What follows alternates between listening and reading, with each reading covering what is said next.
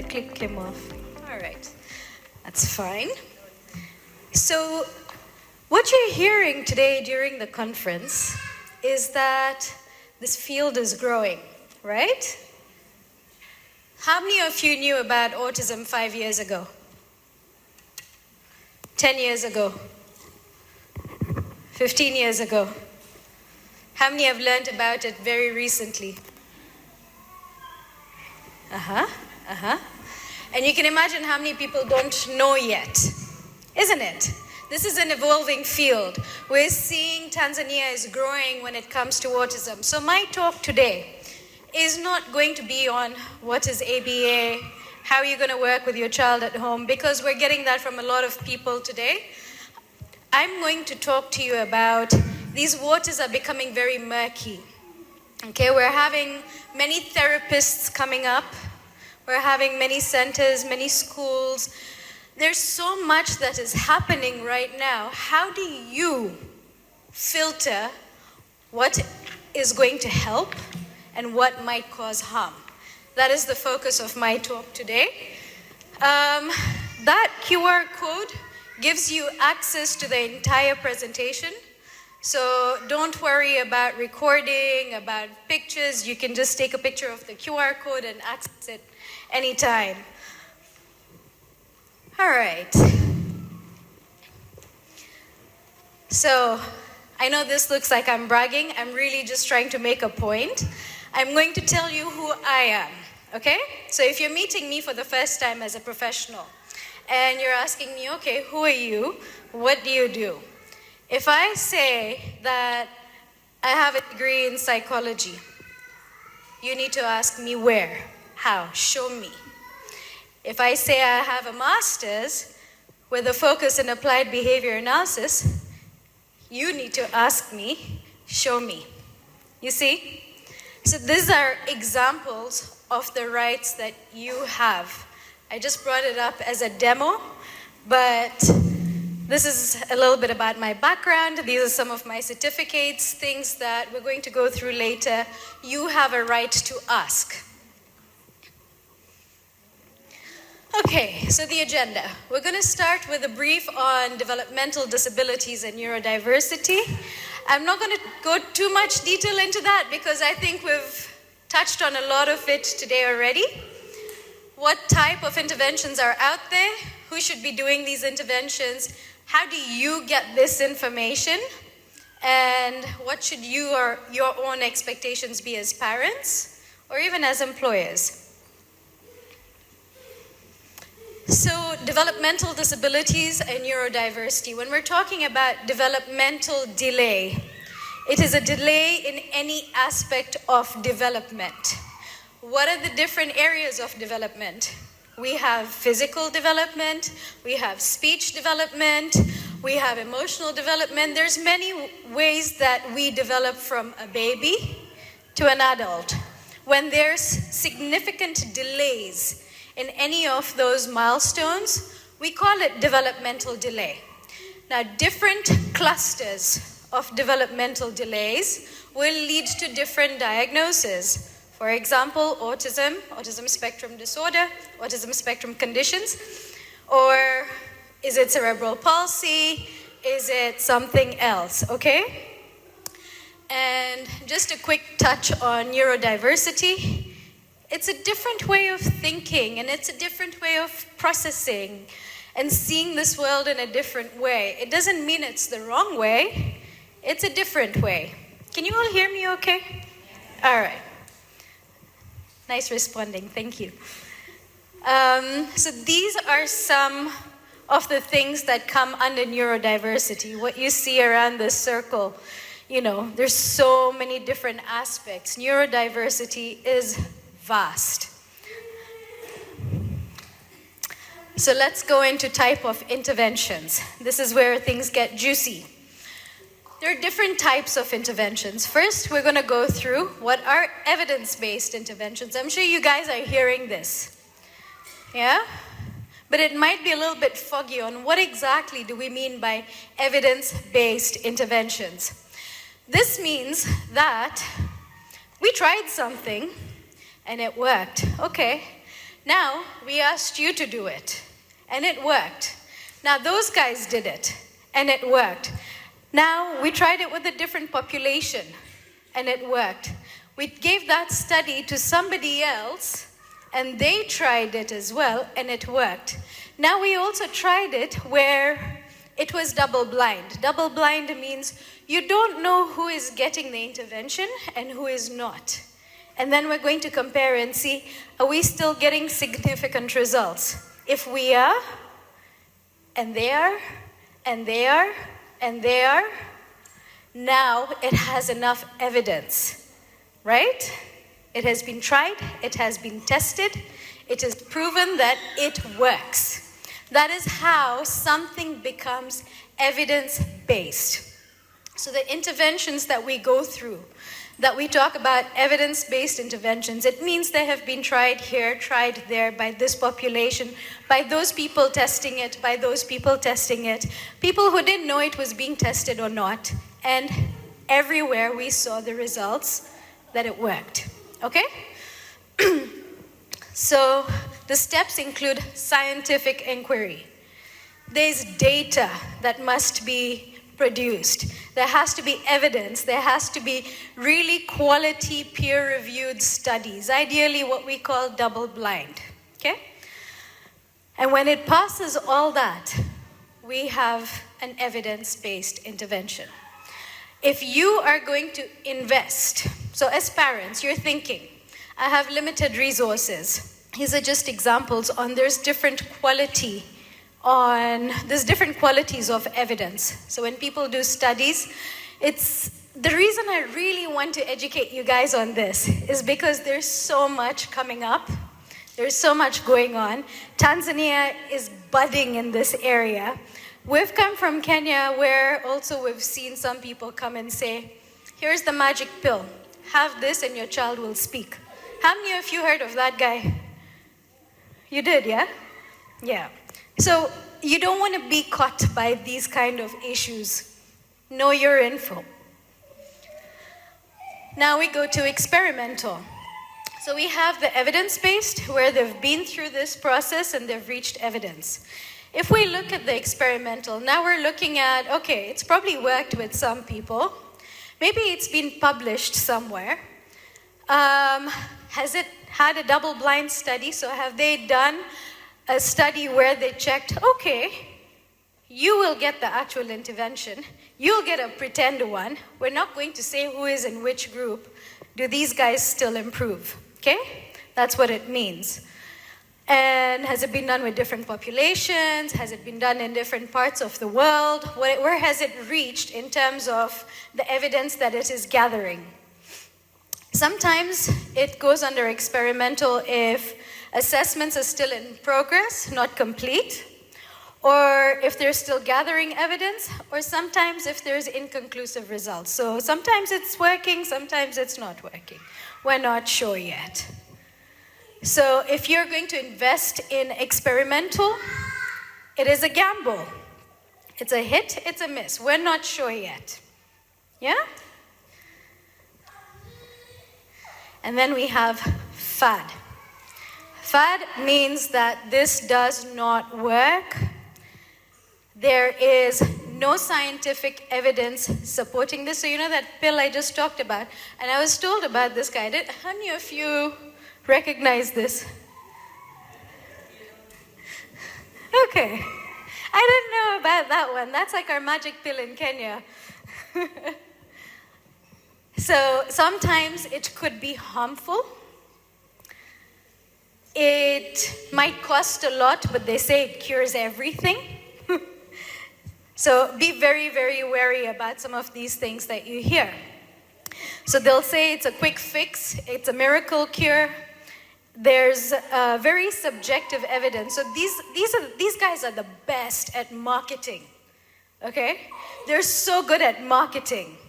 You'll find guys doing evidence-based interventions are not so good at marketing. These guys beat us way, way ahead because they're so good at saying it works. We did this and it worked, you know? We took them here, this was sorted, that was sorted. My arthritis got better, I lost weight, my headaches went away, everything got cured. Yeah? Watch out. So there's fad interventions. So this is a brief table that you can look at to help you decide when you have to make a decision about what is happening about an intervention.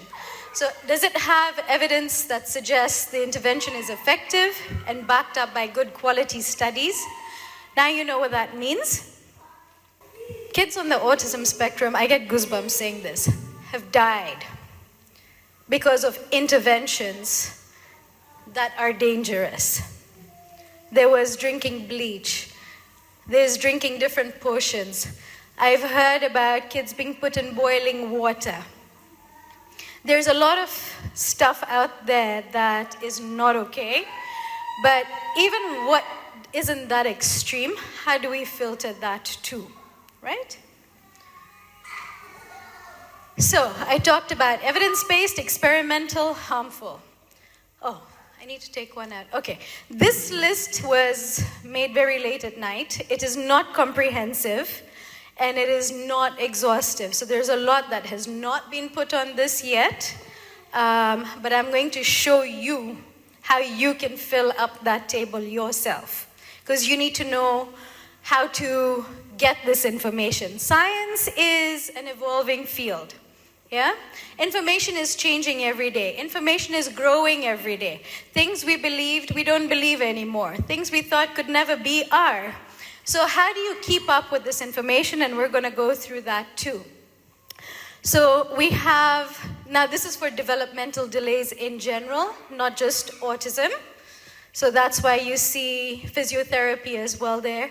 But ABAI has one of the biggest body of evidence. Then there's speech therapy, occupational therapy, physio if there's physicals, like for cerebral palsy. There's pharmacological intervention. Now, all of this, of course, it depends on what you're looking for exactly. So you need to learn how to research that information for the specific condition and see, does it match, okay? Experimental, we have stem cell, we have probiotics. These things mean that we're waiting for all the evidence to gather to see, where do we stand with this? Yeah? Harmful, facilitated communication, as shown in this. How many of you have heard about facilitated communication? Okay, very few. It's where the therapist holds the child's hand on a soundboard and helps them spell things out. And suddenly these children were able to do complicated multiplication and communicate all kinds of complicated things. Only to be found, actually, it's the therapist doing that, not the child. But this thing sold big. Chelation, I've heard of kids passing away. This is not an intervention for autism. It is an intervention for heavy metal poisoning, not autism. So these are things that we need to be able to really keep separate. There are some things that have evidence of no benefit. So they've been tested, and it's showing the results are kind of the same in both groups each time. One is diet, and there's some other Sunrise and other intervention programs. Now, I'm going to talk about diet for a second, because I know many of you might have questions that, no, it works. Everybody says we should do it, right? Every human being on this planet is different, correct? How many of you here have allergies? How many of you maybe get an upset stomach after drinking milk? Okay. How many of you get an upset stomach after eating wheat products? Are you autistic?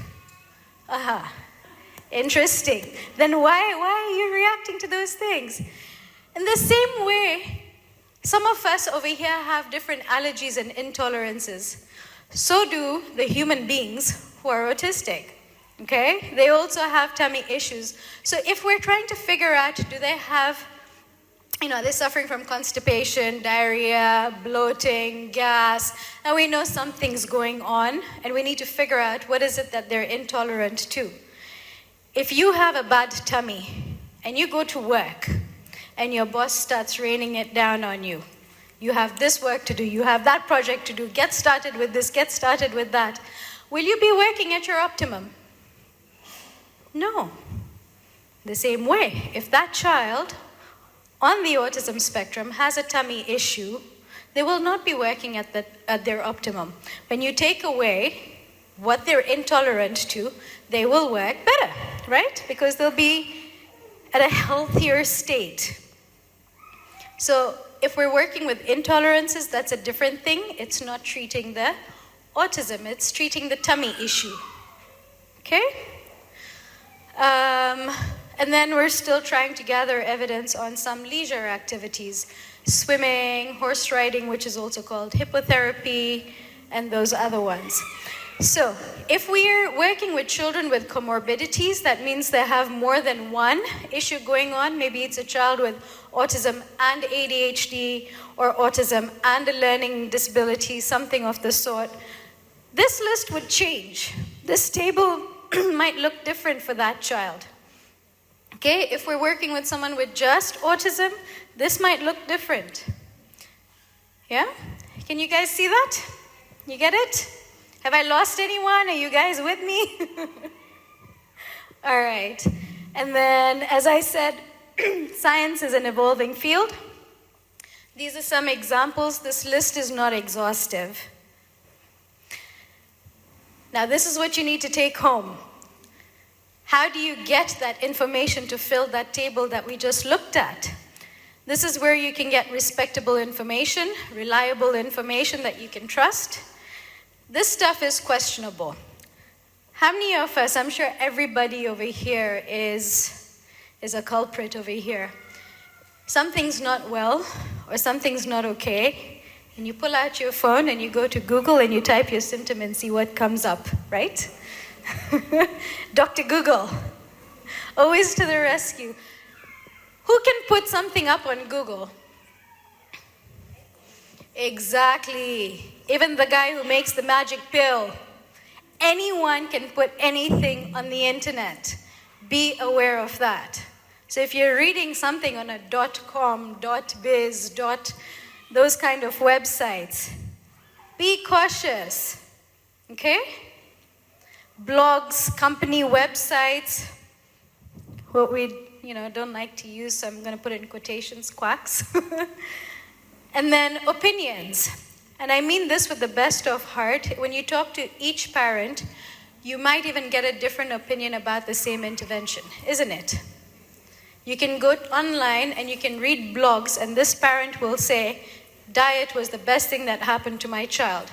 The next one will say, it did nothing for my child. Now, again, those are opinions, right? Here we want to look at peer-reviewed scientific journals. So go to scholar.google.com. Okay, that takes you where there's a lot of research papers. You might not understand everything, but even from the little abstract on the top of the paper, you'll get some idea of what it's talking about. Get actual information. That way, even when doctors start throwing things at you, you will understand. Yeah? University papers, dissertations to a certain extent, and then you can also talk to subject experts. Now make sure the subject experts are not the quacks. Just be careful there, all right? So, yes, this is how you get information. This is how you check, is this intervention a match for what my child has? Yes, no. And then you can make informed decisions about how you're going to help your child, or whether you're hiring an employee who's saying they're, have a certain background that you're looking for. This is something you can look at. Okay, so now you know what interventions are worth pursuing. You know where to get the good information. What about the humans doing the work? You have the right to ask, okay? Ask for their papers. Ask what their qualifications are. If they have to be supervised, ask to see the supervisor. Ask the supervisor for their papers. Speak to the supervisors. Ask all your questions. Do not go out feeling small, thinking, I wish I knew, but how do I ask them? You have the right. Please ask. Ask all the questions. Make sure you are working with legit people, okay? So if you're trying to get ABA services, you need to have somebody who is supervised by a BCBA, a QBA, or an IBA. These mean many things, but they're certified behavior analysts, okay? They have to be currently certified because this expires. And you can verify, if you go to these websites, you can actually look up and see, is the person certified? Ask who their supervisor is if it's not the supervisor themselves. Check, is their certification up to date? Ask them about their experience. What if they've worked with adults their whole adulthood, and now yours is a 3-year-old baby, okay? Ask what experience they have. What are they bringing in? And is it culturally acceptable? I liked our last talk where he talked about cultural aspects. That's exactly what I was trying to get at. There are some things that are not culturally acceptable. What they're going to bring, is it going to be relevant to your child? Does this person understand your culture? Right? Speech and language. If you're trying to get speech therapy, make sure that the person is supervised at least by a speech and language pathologist. This is at least a master's level.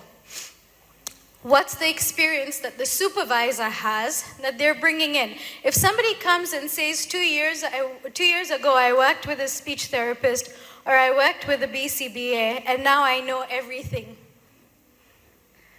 Really? Then some of us must be fools to go to school for that long and get that much experience that has to be supervised to do all this, because somebody can do it after, 3 months of experience. You must ask for the background. Again, is it culturally relevant what they're bringing to the table? Ask to see their papers, ask to see the supervisor's papers. Okay? Otherwise, what happens here is you don't get the quality therapy. Yes, we say ABA works. It has the biggest body of literature. But who is doing the ABA? Are they doing ABA? Or are they just calling it ABA and doing whatever, they want? There's a big difference there. OTs. Pooja, you we have 1 minute, yeah? All right. OTs, diploma, graduate, or master's level. You can get each. Make sure you ask for the papers. And here they can be locally licensed.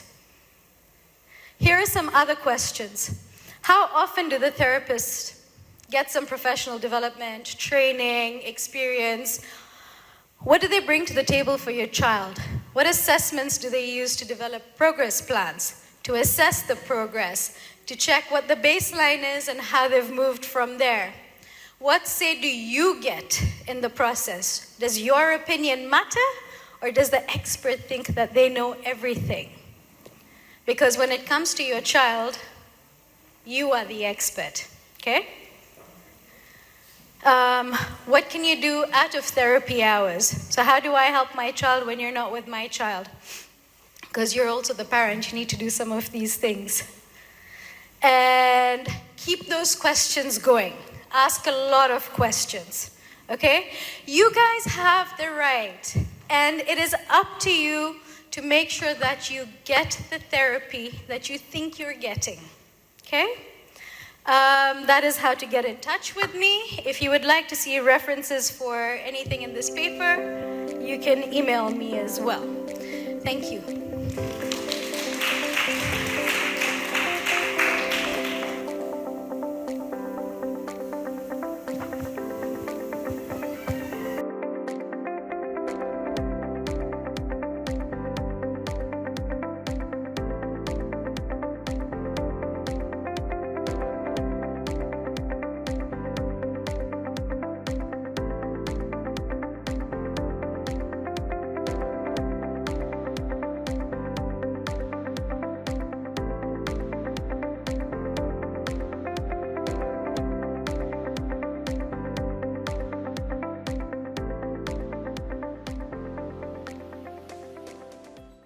Good morning, everyone. I'm very honored to introduce to you Dr. Temple Grandin. Dr. Temple Grandin is an American academician, an animal behaviorist, and an internationally renowned spokesperson for autism spectrum disorder.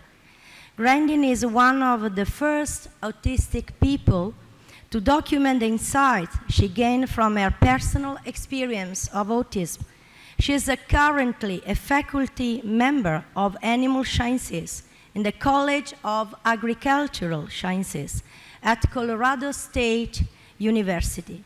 Based on her experience, Grandin advocates early intervention to address autism and supports teachers and professionals who can redirect children with autism right in fruitful directions.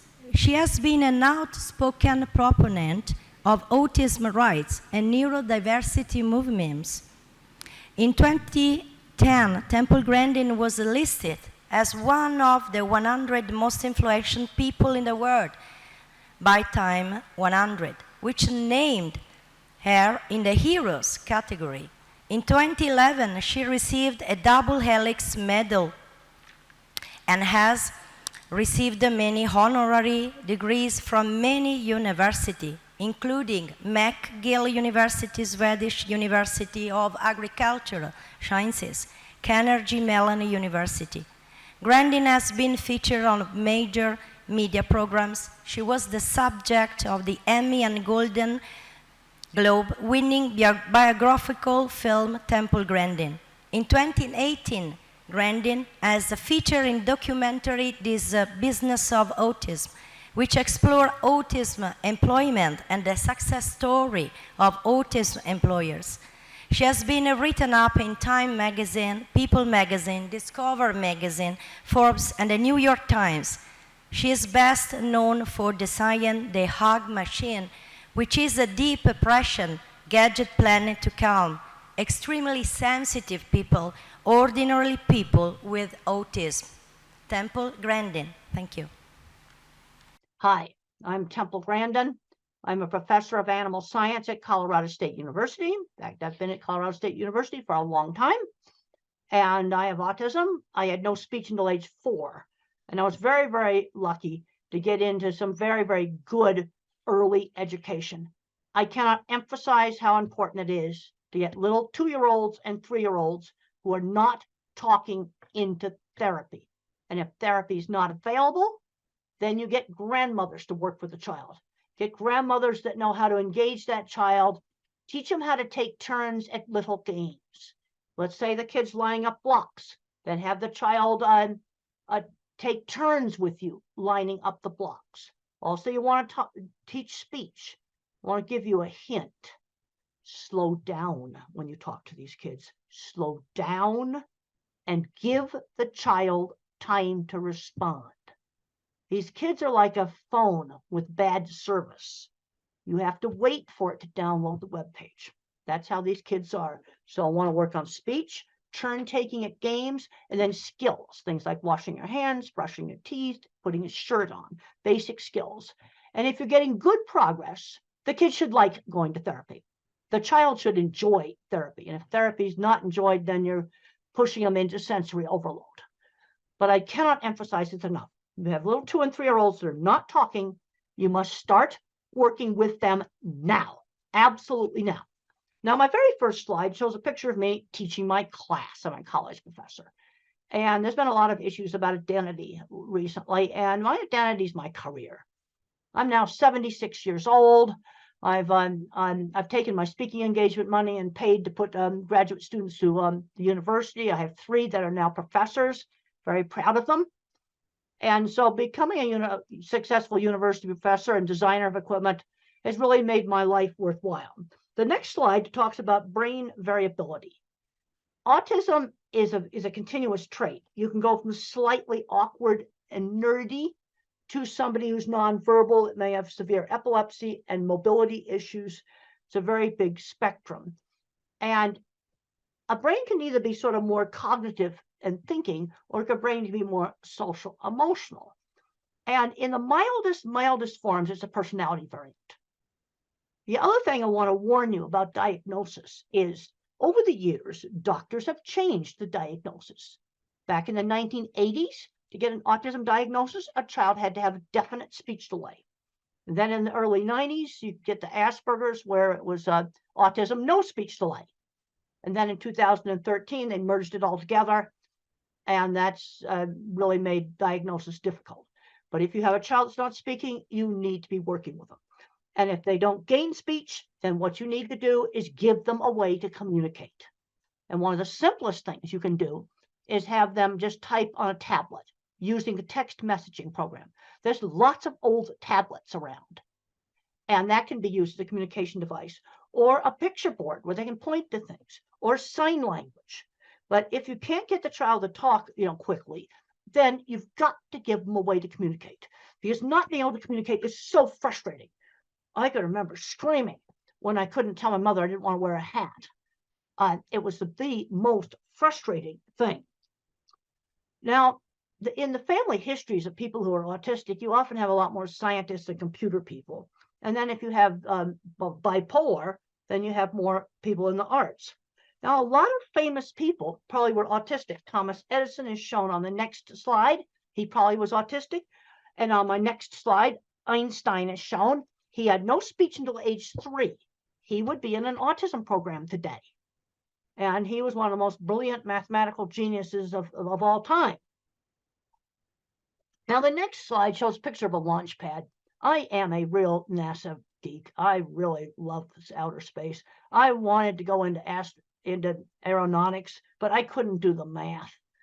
But I love outer space. I got to visit this launch pad. Really, really cool. But there were a number of people working at NASA on things like building a launch pad and designing control rooms. They're autistic or dyslexic. When I was building equipment out in the plants, I worked with people that owned big metalworking shops that were probably autistic or dyslexic. They were the kids that were bad at math, but they could build anything. Now, the next slide talks about emotions being different. I have emotions, but the things I get emotional about is really cool stuff. Like getting to go to Cape Kennedy and watching a SpaceX launch. That was just the coolest thing. And then looking at live video feeds of some astronauts, going up to the space station in those really cool spacesuits. That's the kind of stuff that gets me turned on. And a lot of fully verbal individuals with autism don't have many friends. I'll tell you how to get friends. Friends who shared interests. You get together with the people that like horses, or you get together with people who want to train dogs, or you get together and have a chess club, or you go into robotics club, or you're in music, doing music together.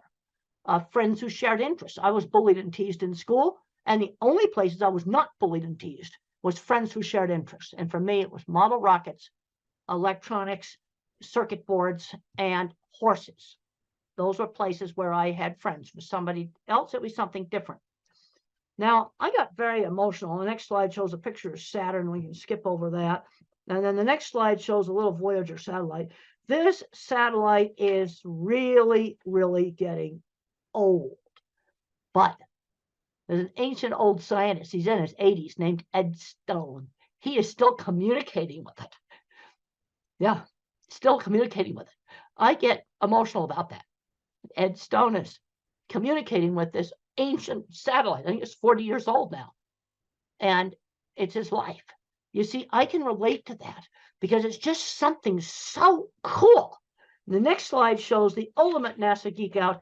I got to sit at the head controller's station and mission control for the old space program. It's a picture of me there. Now, the next slide I talk about, just don't get hung up on the labels. Too often, I'm seeing kids where you're getting too much into the label.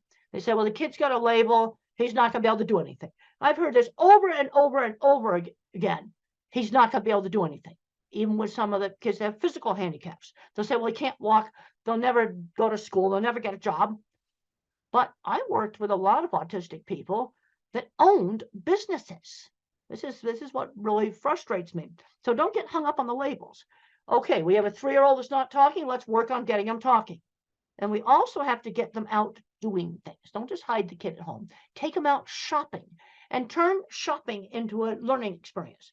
Well, let's talk about different kinds of rice. I know in India, there's all different kinds of rice, curry sauces and things like that. Let's let him pick out some of the things. Or you can say, well, Dad likes this food. Go get it off the shelf. Turn it into kind of a turn-taking game. Get him interacting, getting him to help with chores in the house. Now, I have grandparents. On the next slide, grandparents come up to me all the time, and they discover they're autistic when the kids get diagnosed, and they would be the milder type, probably with no speech delay. And where that diagnosis really helped that adult is it helped them with their relationships. That's where it really, really helped them. Because then I had a lady come up to me at the airport, and she said to me, well, that my book, Thinking in Pictures, helped her understand her engineer husband. There's my book, Thinking in Pictures, my old autobiography, Thinking in Pictures. She now understood her engineer husband, who now that she had found out that about autism. You know, these kind of things are coming up all the time. But I'm seeing too many kids today ending up playing video games all day, and they're not doing anything else. They're not working in the video game industry. And I don't recommend the video game industry because a lot of that work's going to get replaced by artificial intelligence. I'll tell you the work that's not going to get replaced. Kinds of stuff that I did. Fixing motorcycles. That's not going to get replaced. AI is not going to do that. Hands-on jobs, a nurse, somebody who's a very good motorcycle mechanic. That's not going to get replaced by AI. And since I've been traveling really heavy now, I'm seeing lots of elevators that need fixing. And AI is not going to fix elevators, and elevators are not going to go away. So I'm going to tend to really emphasize the hands-on jobs, because those are the jobs that AI will not take out. It's going to take out some programming jobs. Now, the next slide shows me standing in front of the vehicle assembly building. And I got really, really, really emotional, because that's the most fantastic thing that us old folks did, was go to the moon.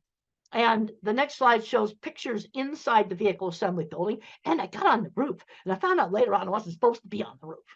But that was just so much fun, so much fun. Okay, the next slide talks about some sort of foundation principles in working with these kids. Sudden surprises scare. Okay, so let's say, for example, a child has to go to a new school, or you're going to go visit some new friends. Maybe you show some pictures of their house. You show some pictures of the school. So it's not such a surprise. Okay, let's say they're going to travel on an airplane. Well, let's look at videos of airplanes. Maybe go to the airport, watch them take off. You want to reduce the surprise factor. The other thing you need to do is stretch these kids. We don't force them into something where they're going to get into sensory overload, but stretch them and then give them some choices. Well, we could do this game or that game. We could go to this store or that store. You give them some choices, and we've got to limit the amount of time they're spending just tuning out on phones and other electronics. Now, don't recommend it, banning it. Don't want to ban it. But what we need to be doing, an hour a day is plenty. Now, the next slide shows just a picture of a really, really good teacher. And a good teacher knows how to kind of gently engage a child without causing sensory overload. The next slide just emphasizes the importance of turn taking in a game. And if you were to use a game that's on a phone, I want one phone physically passed back and forth. Physically pass the phone back and forth. So it's a true interaction. Now, the next slide talks about teachable moments. This is a 1950s way of parenting. And I think it's a really good way of parenting. If I made a mistake, we had sit-down meals, you had to eat properly. And if I stuck my finger in the mashed potatoes, mother did not scream no. She would say, use the fork. Okay, or if you have chopsticks or whatever, you use them. You use the utensils. She'd give the instruction instead of saying no. That's really important. Just quietly give the instruction. Now, obviously, if the child ran in the street, you'd have to, but I'm talking about things like maybe touching too much stuff in a store. You might say, only touch the things that you're going to buy. You give the instruction quietly. Okay, the next slide just talks about limiting video games. One of the things we've got to avoid is these kids just becoming recluses in their room. But then on the other hand, due to problems with sensory, and sensory problems are real, some of these kids need some time just to calm down, just some time to chill. And that is okay. But some of the recent research going on with the social media use, again, I don't want to ban this stuff. Some kids play a video game where they can talk to friends. That I don't want to take away from them. But they can't be doing this for 10 hours a day. That's something that just cannot be doing. The next slide talks about just providing some choices. So you might say, well, you could do robotics, or you could do soccer, or you could be in a theater group, or you could be in the school band. You could do karate's. Cub Scouts is an American program for kids where they learn camping and other skills. So we're going to get out and we're going to do things, but you give them some choices. Now, the next slide shows a little child blocking his ears. Sensory problems are real. That's part of autism. And one of the ways to help a child that's afraid of something that's really, really noisy is to let them control it. Hair dryers, vacuum cleaners. Let the child turn that thing on and off where they control it. And I've talked to several families where the vacuum cleaner went from those hated fear thing to their favorite toy when the kid could control it. Same thing with car horns. Let the child beep it. Now, if some kids wear ear protectors all the time to block out sound, if you wear those all the time, sound sensitivity will get worse. That is something you do not want to do.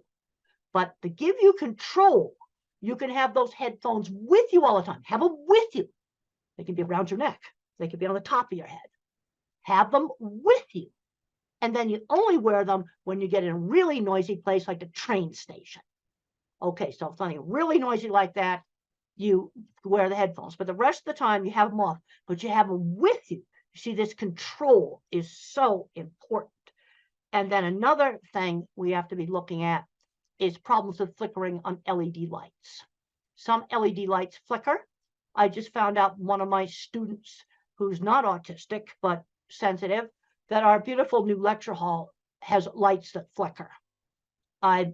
In new construction, let's try to not go that. Let me tell you how you can find them. Take this thing out here, right here, put it on slow motion video, and take pictures of the room, and you'll find the bad lights. So what do you do if you have a classroom with awful lights, which unfortunately, I just found out that our beautiful new classroom has awful lights. Well, there's two things you can do. Put the desk over by the window, or go find an LED that does not flicker.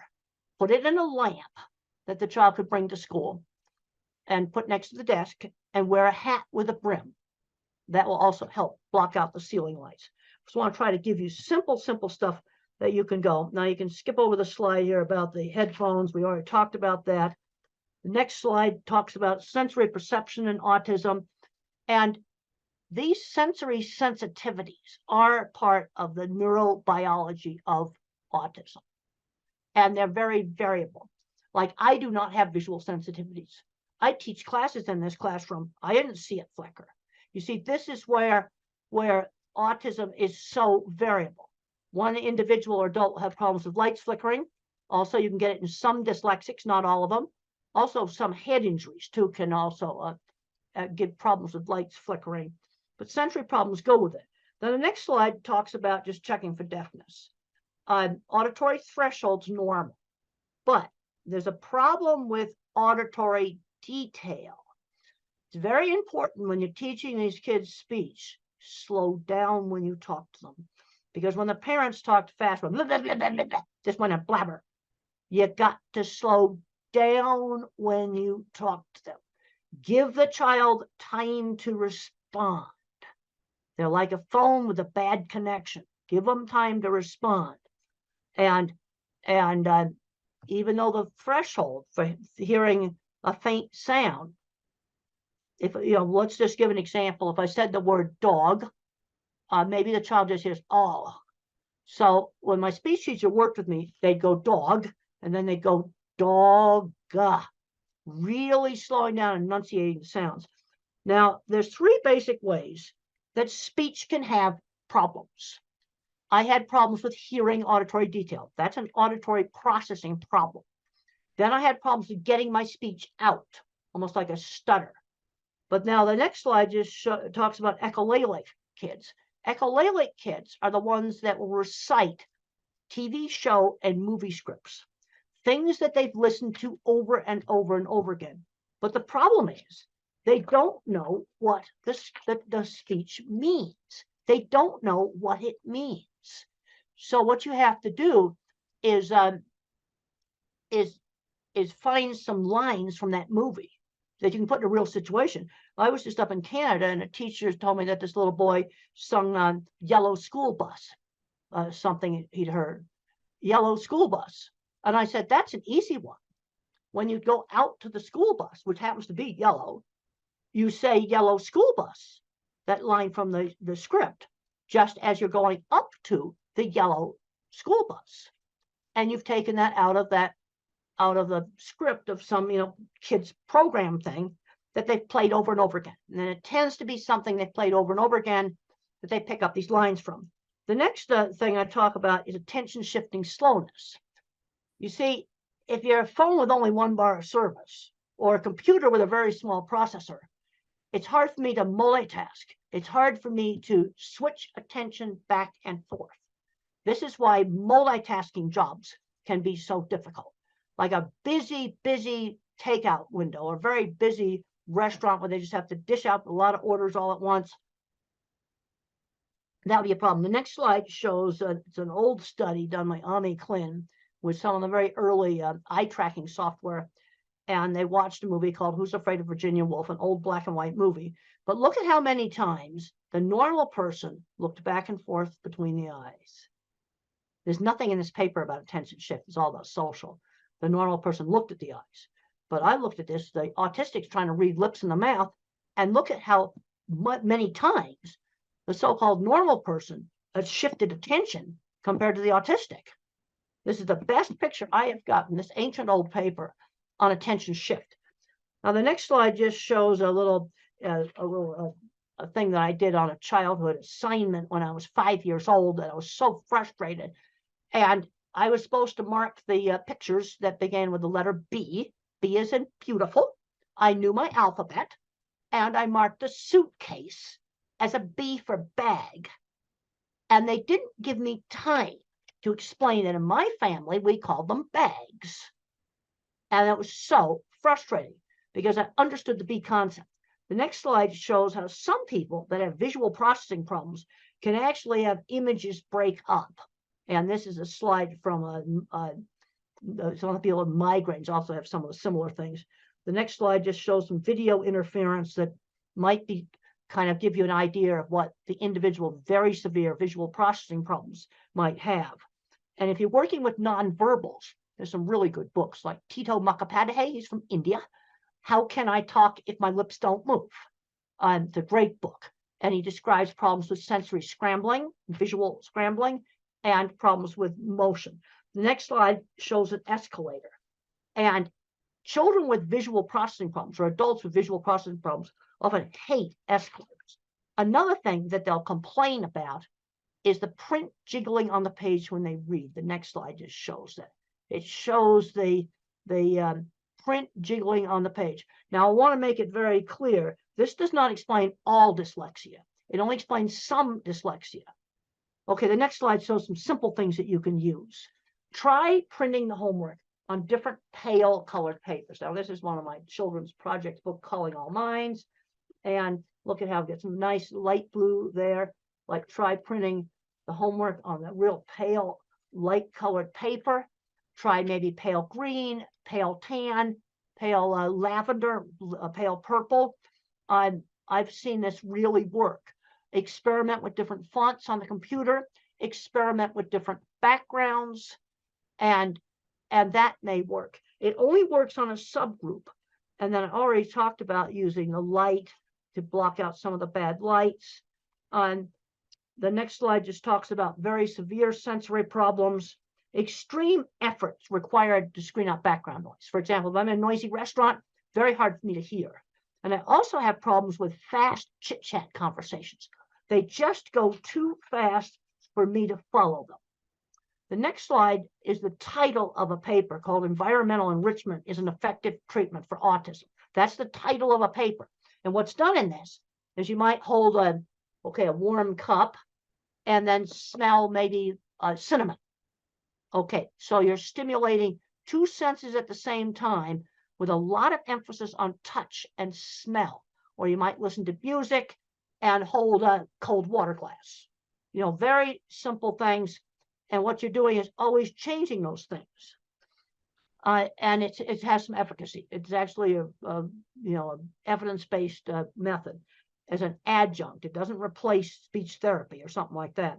Next slide are some of the really best books written by individuals who do not speak, but they have a good brain inside there.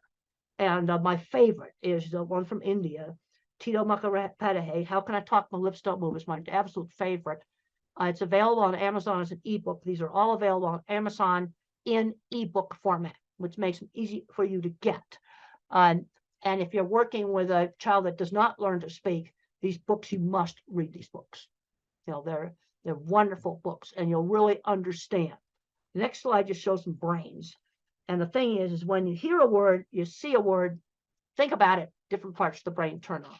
Now, where we've got a problem in the brain is lots of times with the interdepartmental communication between these different parts. The next slide just shows, next two slides just show some really cool brain scans that were done on me of the interconnecting circuits. And then we can go down to one that says axon projection field much less organized. One of those is mine, and the other one is a so-called normal one. And this explains why I had problems with expressive speech. I had less fibers for speak what I see. The next slide just circles the less fibers.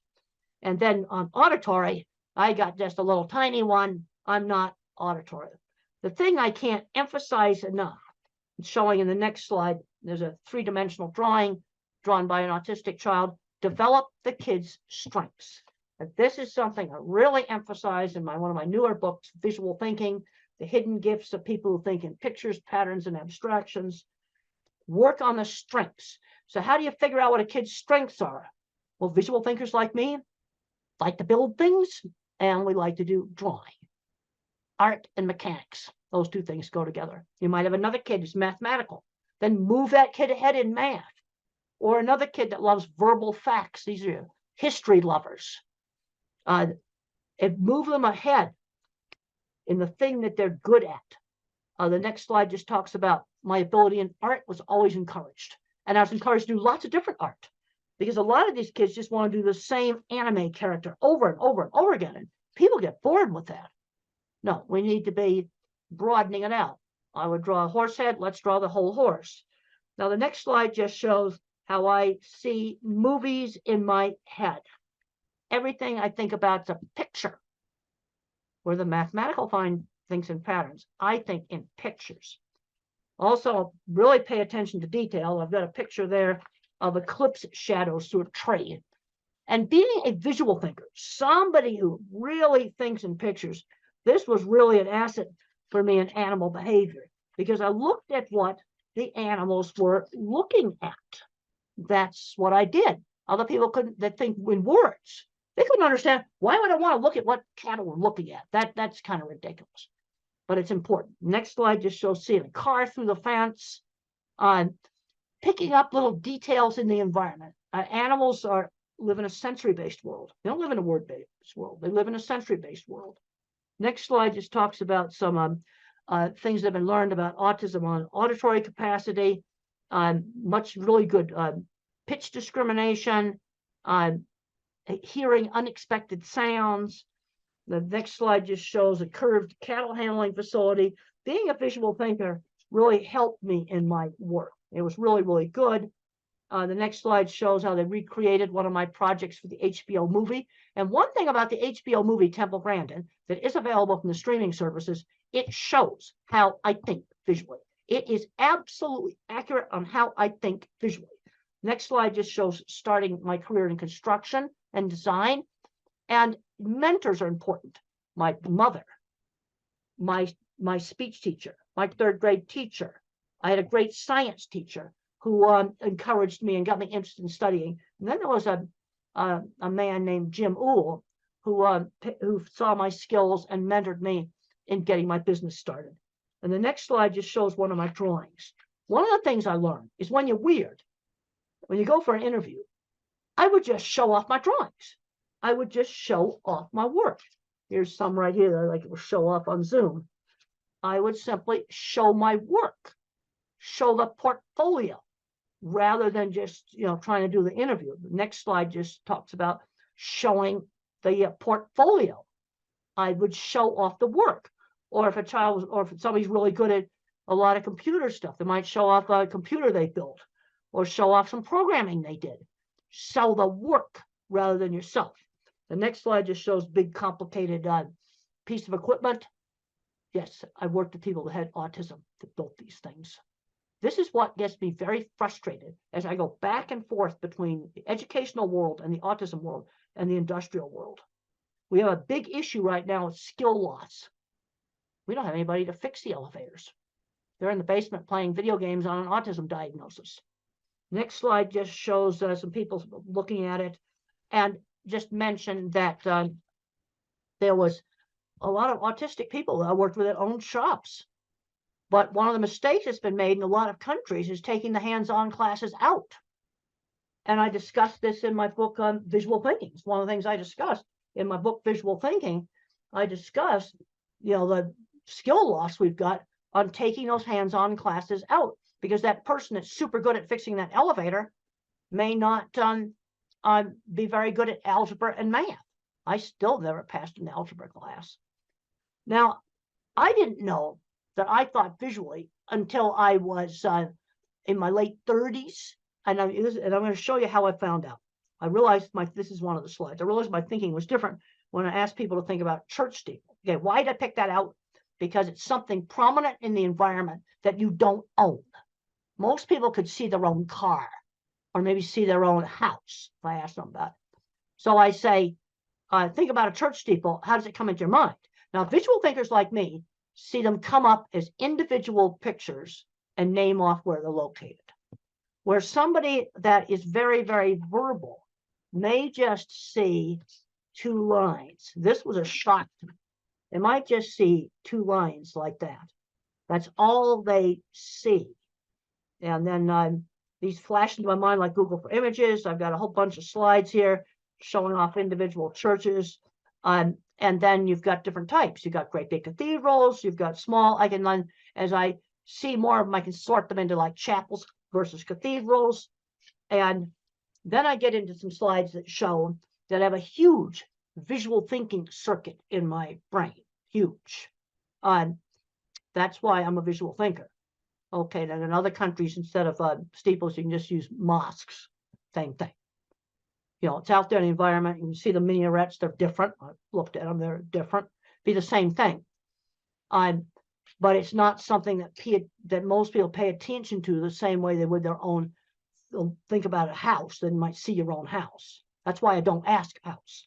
So I got two slides there showing my big visual thinking circuits. Then I got a slide where it shows like working memories pretty well shot.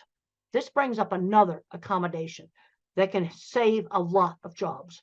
And it says, use a pilot's checklist. The slide that says that. I cannot remember long strings of verbal information. Let's say it's something simple like cleaning the ice cream machine at McDonald's.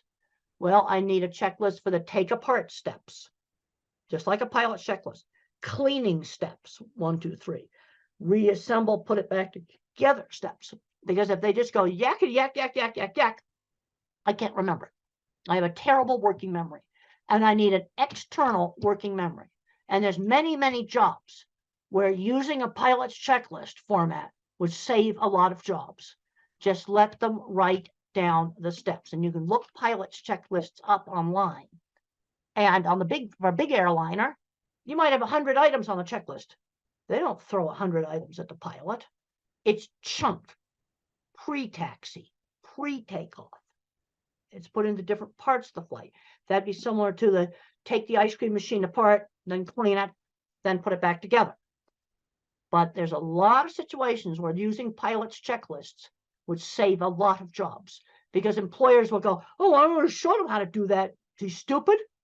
Well, this is where I need that external working memory. The next slide is a super important slide on the different kinds of minds, which is a major theme in my book, Visual Thinking. And the correct name for my kind of mind is an object visualizer, because everything I think about is a picture. And the kinds of stuff that we're good at, art and mechanics, because you can see how things work. Art and mechanics, also photography, but that's what we're doing good at. Horrible at abstract math. I worked with people that owned shops that were designing and patenting all kinds of equipment that couldn't do algebra. You see, this is where the hands-on mechanical genius, it's a different kind of mind. Then you have your visual spatial. This is your pattern thinker. This is your mathematician. This person thinks in patterns, not pictures. They're going to be your chemists, programmers, physicists, things like this, things with math. And then you have the person who's a verbal fact thinker. They think almost completely in words. And if it's an autistic person, they often love history. They often love facts about maybe sports, different sports and things like this. They'll know all of the words for all the different players and things like that. So let's look at the jobs for these different kinds of minds. My kind of mind, mechanical stuff, fixing stuff, inventing mechanical stuff, photography and art. Mathematicians, computer programming, electrical engineering, the more mathematical parts of engineering. Because one of the things I've found in working with these big food companies is that the shop people, people like me, invent mechanical equipment. The more mathematical mind has to make the refrigeration systems in a food processing plant work and make the boilers work. That stuff requires more math. So you need the mathematician mind to do engineering, but you also need my kind of mind who can't do algebra to work on the mechanical things. And then what the verbal thinkers, good jobs for them, specialized retail. There's been some really good successes in selling cars, selling specialized business insurance, selling sporting goods, where they're recognized for their knowledge of the products, selling phones, and not try to sell somebody the most expensive phone, but sell them the phone that's right for them. Because where we're really falling down is on the job front, getting them into jobs. Let's start off with chores for little kids, 11-year-olds, maybe helping out at a fruit stand or some little market stall. Doing a job at a community center, walking dogs for people. I want them doing something on a schedule outside the home. Really important, because the moms often tend to overprotect. Is that they're legal age, they need to get a real job. And you need to just figure it out in the neighborhood. This is one thing I've noticed when I've gone to a lot of countries. There's a lot of little tiny small shops. I drive by those shops and I'm going, oh, that little clothing store would be perfect for this autistic girl to start doing some work in. And you just set it up in the neighborhood. Mother did that with me. When I was 13, she got me a little sewing job with a local seamstress who worked out of her home. It was just something done in the neighborhood. But they've got to start learning how to do things outside the home. This is really, really important. So we start making that transition to work before they graduate from high school. I cannot emphasize this enough, because work skills are not the same skills as academic skills. Now, I was a goof around student until my science teacher motivated me to study, because being a scientist, you had to study. And I made up for like 3 years of high school where I goofed off really quickly. But I'm seeing too many kids where they're not learning how to drive. They're just not learning any skills. Okay, when I was 8 years old, the next slide talks about use a variety of teaching methods. When I was 8 years old, I couldn't read. Mother taught me with phonics. I already knew my alphabet. And she would read out loud, find a book that I was interested in. We had a book in the US called The Wizard of Oz, a really fun book. And she'd stop at an interesting place and then have me read more and more. And I very quickly learned to read with phonics. It wasn't that hard. There's all kinds of complicated stuff online. Oh, we didn't use any of that stuff. I already knew my alphabet. And I already knew the little alphabet song, A, B, C, D, E, F, G, A, yeah, the little song. And that has half the sounds. and I was able to learn how to read. And I very quickly went from, I was 8 years old, no reading. I immediately went up to the 12-year-old level of reading very quickly. This next slide just shows like there's kind of two ways that mathematicians kind of do things. You have the one that's all totally algebra, then the ones that are more geometric. The next slide just says if you use a Google image search and you put mathematical terms in, you can find so many great stuff. Then I've got a slide of a plant that has mathematics in it. Then I've got another slide that shows Penrose tiling. That's what Stephen Hawking used. And I really, really like what Stephen Hawking had to say about disability. Concentrate on those things. Your disability doesn't prevent you from doing well. He could do math in his head super well. Next slide just talks about getting interesting magazines and things in the school library, fractals. I've got a whole bunch of slides here that just show cool, interesting stuff. Then there's a picture of me with a horse looking at me sawing a board, and friends who shared interests. A lot of kids aren't doing enough hands-on things. AI is not going to take away hands-on jobs. You're still going to have a nurse in the hospital. That's not going to go away. There's a lot of jobs like that, and jobs fixing things, mechanical devices. Yeah, there's a lot of things that 3D printers can do, but guess what? Somebody has to fix the 3D printer because it's a mechanical device controlled by a computer. And the next slide just shows some kids today, they don't know how to use a ruler. They don't know how to put a hose on a faucet. The next slide just shows a beautiful rainbow. So when I think about really abstract stuff like, okay, religion, I kind of look at that rainbow. It's so beautiful. I also have a picture behind me of the deep space field from the Hubble telescope, and it's got thousands of galaxies out there. You know what's interesting about that? The scientist who did that pointed the Hubble at nothing, and he found all the galaxies. Let's talk about the next slide about bottom-up thinking. Okay, verbal thinkers will get a top-down concept, like maybe let's have a inclusive classroom, for example. All right, that's a good thing to have. I want to see autistic kids mainstream into a regular classroom. But how do we do it? Bottom up, I'm thinking specifics. Okay, the LED lighting issue and the flickering. Bullying has got to be gotten under control. Those are two things we have to do. Using the pilot's checklists would be another thing. You see, those are specific things that you could do to make a classroom more inclusive. The next picture just shows autistic kids sorting different things in his mind. And my mind's like a spreadsheet. So when I was a little kid, I said cats are smaller than dogs. But then when our neighbors got a little tiny dachshund, she was the same size as a cat. So I had to find other features that she shared with dogs, like barking, the dog's smell, and the shape of the nose. Now, the bullies used to call me tape recorder, and I got a picture of a 1960s antique tape recorder there. And I didn't know why they were calling me that, because I'd always used the same phrases. But then as I got out and I did more and more things, then I got less and less and less like a tape recorder. Okay, teaching number concepts and generalization. Okay, count a variety of different things. Teach fractions, maybe cut up on, cookie into 4 pieces. Teach fractions. To teach concepts like up and down. If you go down the stairs, the plane went down and landed. I put this cup down. And you want to show several different examples, because if down was only related to the stairs, I think it only applied to stairs. So I've got to give different things where I use the concept of down. And then the brain pictures there just show that looking at things is more interesting than people. Yep. I get really turned on about things like the scientist who had the guts to point the Hubble at nothing, and he found everything. The other scientists thought it was stupid to waste the expensive observing time on looking at nothing. Single most important picture that telescope took. Okay, the next slide is just more stuff on friends who shared interests. We've already discussed that.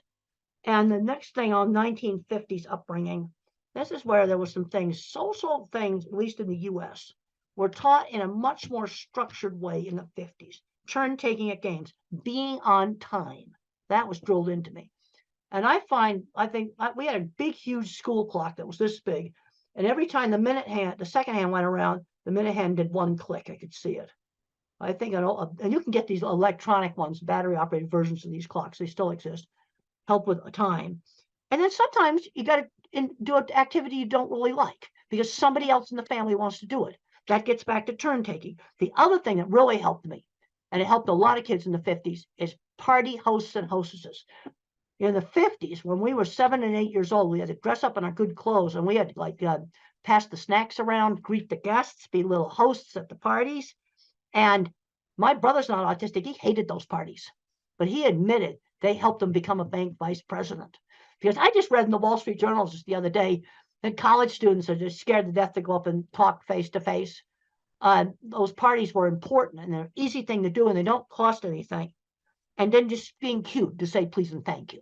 Basic polite, what I'm going to call just being polite. You cannot be a rude, filthy, dirty slob. Okay, there's a lot of concern now about masking, and yeah, there's some hypersocial stuff I can't do. You can be eccentric. I dress kind of eccentric, but you cannot be a rude, filthy, dirty slob. And there's a scene in the movie where my boss slammed down a deodorant and said, "You stink, use it." Yeah. Hygiene, yes, you're going to have to clean that one up. Just that simple. The other thing that's really important, shown on the next slide, is how parents and the teachers need to work together as a team, where the rules are the same at home and school. And my mother and the local teacher kept really in close contact with each other. The next slide talks about teaching social skills. It's like teaching somebody how to behave in a foreign country. Like, for example, in the Middle East, if I were to lift up my foot right now, my hand up, not my foot, I won't actually do something that's rude in the Middle East. Put my foot up and show it to the screen, that would be the rudest thing I could do. Now, normally I wouldn't do that anyway, but there'd be other situations where I might just accidentally do that. I have no way of knowing that's rude unless somebody tells me. Well, that's sort of how teaching everything is. Teaching shaking hands, ordering. I'm seeing kids that have never ordered food in restaurants. That's ridiculous. Shopping. 16-year-olds doing well in school and they've never gone shopping by themselves. This is ridiculous. The next slide, I got to visit the Jet Propulsion Lab. And those are the guys that run mission control. Eccentric's fine. Red hair is fine. Dyed hair is fine. Filthy, dirty slobs are not okay. Now, the other thing just shows some of NASA work stuff. And when the space shuttle got canceled, the scientists cried. It was the saddest thing you ever saw. Anger doesn't cut it at work. People who throw tools get fired at NASA. Now, I'm trying to get through all of this to stay within the hour. I think I'll be able to do it. Now, rules. Which rules do I really have to obey? Now, I have to obey, you don't do really bad things. No, like just break into stores and steal stuff, destroy property, kill people. These are things that in most societies you just don't do. Then you have the courtesy rules. They're different in different cultures. Saying please and thank you, for example. Then you have illegal but not bad. Those are some rules you can break. A little bit of speeding is okay. Too much speeding, absolutely not. And then you have rules. I call them the sins of the system. These are getting so sensitive right now, I just about won't even mention them. But they're things that can get you in more trouble than the really bad things that are forbidden in every society. I mean, just wrecking property, killing people, stealing stuff. That's stuff that in every society. But these are things where I'm just going to say this list is expanded. And the penalties are really, really severe. And you don't touch these dogs. They bite. They bite hard. Don't touch them. And they're getting so controversial, I don't even want to mention them. Okay, teaching values. Teach the golden rule, one specific example at a time. Treat others the way you want to be treated. So I'm thinking about the 2 wallets I got helped get returned at the airport. That's not Mother Teresa, but it's something good. Those people are very happy to get their wallets back. That's treating others the way you want to be treated. Also, the TV shows I watched in the 50s had much better values. Oh, see the rubbish that's on TV now today. We'll just leave it at that. Now, another big problem that I had, I got to have time to talk about that, is problems with anxiety. And a lot of these anxiety is biological. The next picture shows my squeezing machine. And the squeezing machine, deep pressure, helped calm me down. And for some individuals on the spectrum, deep pressure is really common. I found out that my fear center was bigger than normal. The next slide. And I used to be terrified of public speaking and terrified of airplanes. And one of the ways I got over being terrified of airplanes was getting to ride in the cockpit and making aviation interesting. Take the thing they're scared of and make it interesting. Things get interesting. They tend to be less scary. But I have been taking antidepressant medication for the last 40 years. I'm on an old drug. Okay, it's fully explained in my old book. And you know what? The meds haven't changed. The generic meds are the same stuff we had 25 years ago. And so thinking in pictures is still accurate. We just did some revisions just a couple of years ago on it. And if you're thinking about, especially for a teenager or adult taking medication, I'd recommend reading a chapter that I call A Believer in Biochemistry. But a big mistake made with antidepressants is too high a dose, way too high a dose. Starter dose or less. Because if you go too high a dose, you get agitation and insomnia. No, the medication saved me. Colitis and other very bad stress-related health problems cleared up. They really helped me. That there's way too many drugs given out to little kids. Way too many powerful drugs given out to little kids. I'd take an old-fashioned antidepressant, Prozac or fluoxetine or sertraline, that's Zoloft, or Celexa. Some of these other drugs also work well. The next slides just show a rear view of my squeeze machine and how you can do cushions for doing deep pressure on children. There's another slide there showing swinging a child. And sometimes when you swing a child or when a child rides a horse, they say their first words because of the rhythm. Another slide just shows a weighted vest. These are things you can try. They don't work for everybody. See, this is the problem. Work for some and not for others. But if you work on kind of desensitizing to touch, that can be really, really helpful. You see, I could control the squeeze machine. Let's get back to this whole thing of control. Exercise. A lot of kids aren't getting enough exercise. I got a slide in there saying I do 100 sit-ups every night. I hate every one of them. Burst of hard exercise really can be helpful. Really helpful. Then my elementary school life skills training, we talked about the party hostess. Another thing I sold candy for charity, and I was shopping by myself for little toys. I got a little allowance, and I'd buy comic books with that. But if I wanted this little toy airplane, I had to save for 2 weeks. I was learning how to save money when I was 7 and 8 years old. The next slide just shows my work experience. I had a lot of work experience before I graduated from college. This is really important. I cleaned a lot of horse stalls. I had a little sign painting business. And I had to learn how to make a sign that somebody else is going to want. And my first sign was for a hair salon. So I put shampoo lady on it from a brand of shampoo. The next slide shows an ugly shed that I made look nice. You see, I had to do work that other people would want. And the next slide shows me painting a goofy sign for the Arizona State Fair. You know how I got that job? I showed off photographs of my signs. And the next slide shows my sign painting truck. And how did I learn to drive? This is a major hurdle. It's going to take longer. You have to spend more time practicing in a really safe place, like a big stadium parking lot, a big open field where there's nothing to hit, absolutely nothing to hit. And you practice like 20 minutes a day, maybe for a couple of months, maybe for 2 months, until you no longer have to think about how to push the gas, how to work the gear shift. You've got to get that operation of the car into what's called motor memory before you do traffic. Go at it a lot more slowly. And then I just have a slide there, tasks outside the home, a whole bunch of tasks there. That might be different in different countries, but the bottom line is I want them doing a task on a schedule outside the home. And this needs to start like at 11 years old. In the US, that replaces paper routes, which we don't have anymore. Next slide just shows, Lego Mindstorms might be one activity. Then I've got a slide in there that people were impressed with my drawings. That's really important. Then I've got a bunch of slides here that show selling myself rather than showing off my work. I got a whole bunch of slides on showing off work. Talk about showing kids interesting things. The other thing on getting jobs is we need to be getting in the back door. And there's a picture in there that shows the Swift plant where I first started, and I met the wife of the plant manager. Yeah, you see, use connections.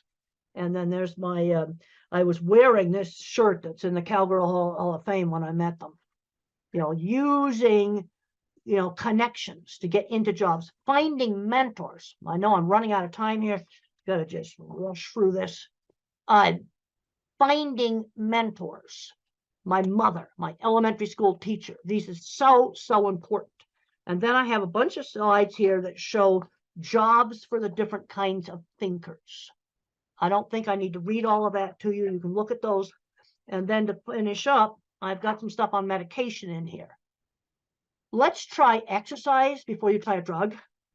It's like, one of the big things that's a problem is way too many drugs are handed out like candy. That is wrong. And the medication I am on, the antidepressant, is, relatively mild medication. The other thing is try one thing at a time. So let's say you try a supplement, like a gluten and casein-free diet, for example, that helps some kids. Try one thing at a time. If you do a new school and a drug at the same time, you don't know what worked. This is just a basic thing. And no medication is going to give you 100% control of anything. Okay, now in troubleshooting behavior problems, you got to figure out, is the problem biology? Because you might have a nonverbal person that doesn't speak, and they got a stomach ache, and they can't tell you about it. That's going to make a lot of behavior problems. That's biology. Or maybe there's certain loud sounds bothering, or that's biological. Now, behavioral, sometimes you do things to get attention. The whole frustration with not being able to communicate is huge, but I have kind of a little troubleshooting list there of things to try to, especially with nonverbal clients. Then I have a list of painful things that can be wrong with a person who is nonverbal. There's been horrible cases where people have died from a burst appendix. They were nonverbal and they couldn't tell the doctors that they were hurting.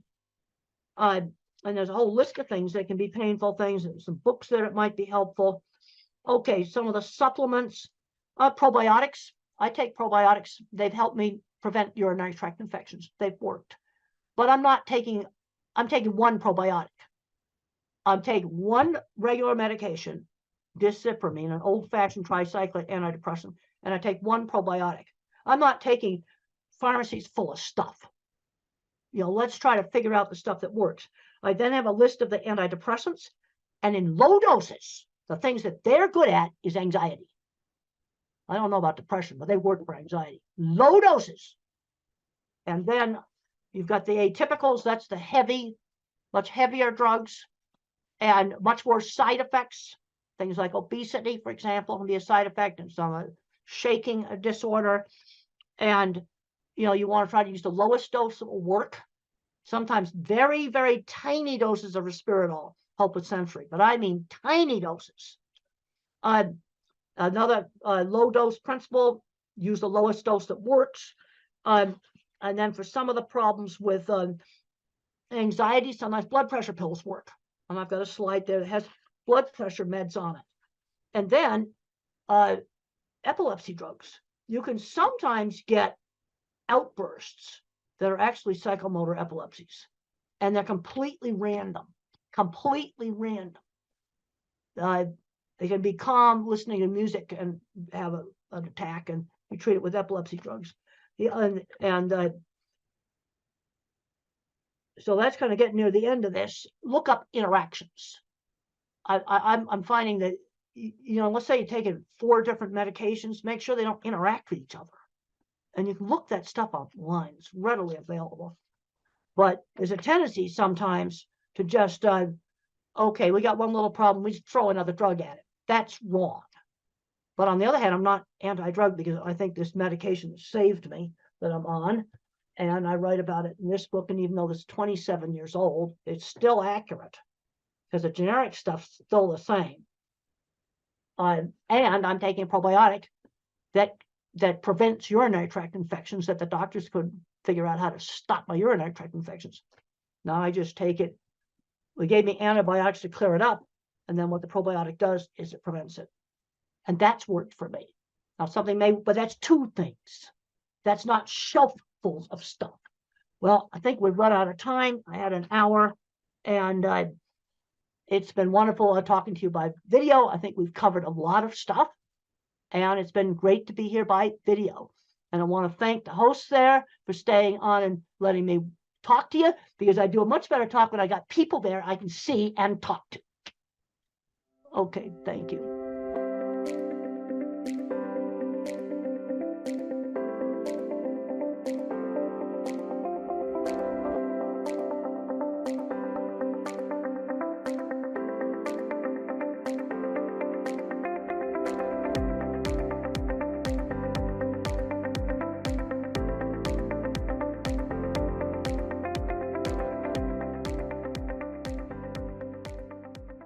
You're going to hear from 3 mothers who are having autistic children and very good professional doctors, 2 of them. So maybe I can start as a parent, and I know most of us parents here would be wondering, especially parents from Africa. So we're wondering, what are the more advanced interventional therapies, across the world? Because in Africa and in Tanzania, to be more particular, we're already used to the normal basic therapies. So we would like to know from you, doctors, what are the more advanced, intervention therapies out there? Yeah.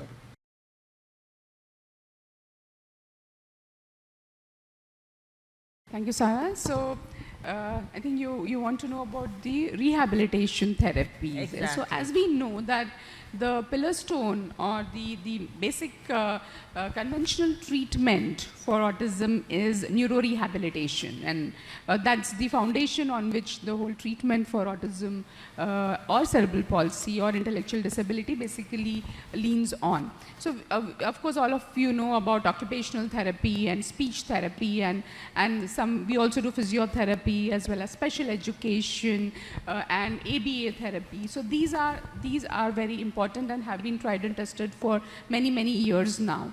But what we also have, especially in India now, we have aquatic therapy.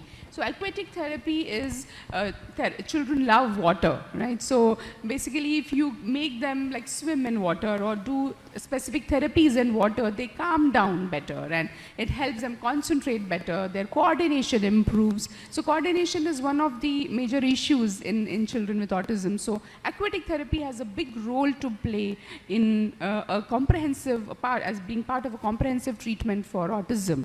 Apart from that, of course, sensory integration therapy. We are aware of sensory integration therapy as a part of occupational therapy, but it's a science in itself because the information processing is a problem in children with autism. So sensory integration therapy, then art-based therapies, animal therapy. I think it's a beautiful therapy. Children are very sensitive and the animals are so sensitive, like we have trained dogs, and horses are a very good medium who sense the children's despair or their moods very well and help them settle down, and they work together beautifully. So animal-based therapy has come up as a part of, as one of the treatments for autism. So what we believe in India and in Eurogen is that it's important to do teamwork.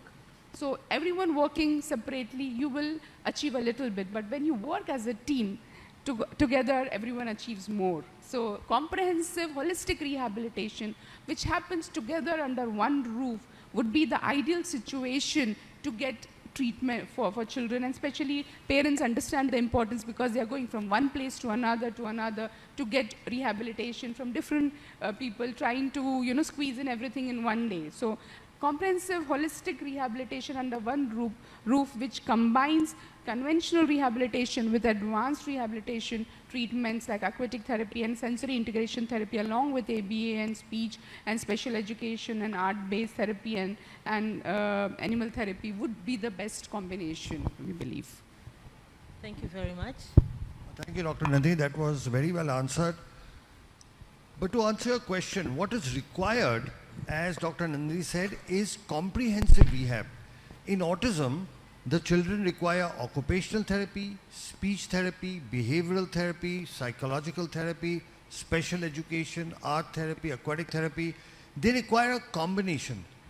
What happens in most parts of the world, you will have an occupational therapist who will only give occupational therapy. Then you have a speech therapist who will only give speech therapy. And they don't work in isolation. What we've realized over the last 15 years of working in this field is you need a combination.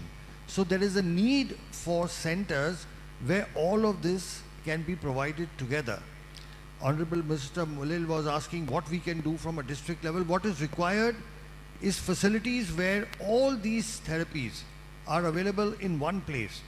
Also, when we are looking at this, we should not look at urban areas only. We have to think of the rural areas as well. And in India, what we have found is one of the best ways to work on this is to train the local village workers, local workers. They may not be professional rehabilitation therapists, but they will provide the basic care that is needed. So a structured rehabilitation program which has all the specialities is the need of the hour. And the important thing in this is this does not require infrastructure or money. Okay, this requires trained therapists. And we from our side, we offer, and I'm making this open offer, any therapist from Tanzania, Kenya or Uganda wanting to train in these rehabilitation therapies, we offer free education and training to all of you. So if all of you, and we have regularly been doing it, over the last 15 years, people from all across the world have come, and we offer this completely free of cost. You're welcome to come to us. We will train you, because rehabilitation is human-based. It's about people. It's about training. And we are able to offer that. So any of you therapists here, should you ever wish to come, please contact us, and we will arrange your entire training program to Honorable Minister Mulel. If you, as a government, if you send people, in any case, Tanzania and India have a wonderful relationship. Historically also, many people from Africa have actually trained in India, you know, from the administration, civil services, military. We have a very good education, and we want to continue with that. And we will offer training, comprehensive, very good training at no cost at all. So this way we can improve the basic of this thing, and we are also willing to conduct training programs here. We've already conducted several training programs. We've conducted in Kenya huge one-week programs where our people, so in case it's not possible for people to come, we come and train again at no cost at all. From the actual practical training, we give literature, books, lectures, and make it a very comprehensive program. So that, I think, will be part of our Tanzanian-Indian partnership as we go ahead. Thanks very much, Dr. Sharma. I think, one, I like the assurance that you can train, your institute can train our therapists. I think that's very positive for us as parents and as professionals. Thanks for that. And I'll ask Madam Kate to go. Yeah, me as a parent, I already know like what are the autism physical symptoms. Like my son would run around the whole time, like flapping hands or having repetitive behaviors, playing with keys and all that. Do we really know what is happening in that child's brain? Is there any way you can tell us how can we know what is happening in this child's brain?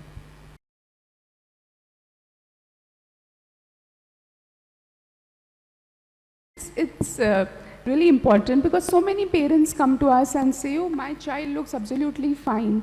What exactly is wrong? You know, people say that there is something wrong in the brain, but how do we know?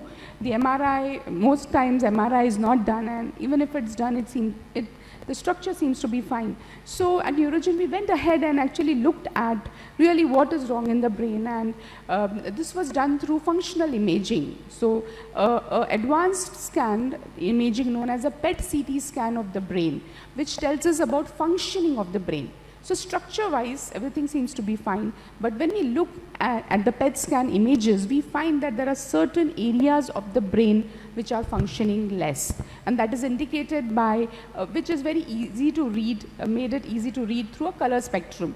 So we were explaining to the Honorable Deputy Health Minister also that, when you look at the brain with those different color schemes, you see that there are green, lighter brain, green, yellow and red, which are normal functioning brain, but deeper parts, which when we say out and we think about what do they do, it correlates beautifully. So the small part of the brain, and one of the speakers yesterday actually mentioned that the cerebellum, the back of the brain, which is important for coordination, balance, articulation, chewing, integration of functions and movements and tone, is working less, and you can see that in the PET scan. The deeper parts of the brain, known as the medial temporal, which is responsible for understanding, learning, comprehension, socialization, emotional expression, this is working. And the middle part of the brain, which connects the two brain, known as thalamus, which is a relay center, is working less. So all of this is possible only through the PET scan. So through the PET scan, we can actually find out which parts of the brain are working less, and now we get an understanding as to why our children are unable to process information or unable to respond to a lot of training that we do. So advanced imaging has really helped us go deep into a better understanding of what is autism and what really is functioning less and what is lacking in the children. So to continue with what she said, there is new brain imaging technology, and here I will have to keep talking back to Honorable Minister Mulel that we will need this equipment in this country. This is an equipment called PET-CT scan. I'm not sure if it's available. It may be available. This is modern functional imaging, which actually tells us which parts of the brain in children with autism are not working. So if it's there, that's great. We can actually start, investigating and looking at our children. But what is functionally, as Dr. Nandini said, has been found. So if I were to divide our brain into an upper brain or a higher brain, which does the thinking, the intelligence, the executive function, and all of that. And then there is a little lower brain, the smaller brain called the cerebellum, and the medial temporal brain. This is responsible for the primitive instincts. This is responsible for, the basic reflexes that we have. Now, what we have found in our research, and we were the first to do this in the world, and we've published our work in a very prestigious journal called the World Journal of Nuclear Medicine. We have for the first time shown the world that there are parts of the brain that are what is called hypermetabolic or not working properly, and this corresponds to the symptoms. So now for the first time we know why our children cannot talk, why they cannot read and write, why do they have all the behavioral issues, why can't they make eye contact, why can't they take care of their daily activities like brushing, bathing, food, etc. Why can't they process information and comprehend? Because there is a part of the brain that's not functional. For example, let's say if any of you developed a fracture of your leg, would you be able to run? Would you be able to walk? You would not be able to stand. It's not your fault. It's just that if your leg is fractured, you can't walk, run and move around. But if your fracture was fixed, now you'd be able to walk. Now, this also answers a question that many parents have. Many of you will say, we have done all the rehabilitation possible and still our child is not improving. Okay, are there parents who will say that? There are parents who will say that, right? That we have done all the rehabilitation possible, our child is not improving because presently we are doing rehabilitation on brain that is not functional so much. But now there are medical technologies that can actually help improve this function. So understanding is the first step towards getting a solution. And today with the brain, the understanding comes from modern imaging techniques which include PET-CT scan, MRI, EEG. MRI and EEG is available easily, but a combination of this gives us an insight And once you have an insight into the problem, now you can find solutions. Thank you so much. I think that's wonderful. I have a question as you speak. So there's this brain, you've done your imaging, you've done the PET scan, you found there's something in the brain. I've heard there are new treatment modalities, hyperbaric oxygen, therapy, ozone. What is the role of those treatments in either treating or alleviating the symptoms of this brain?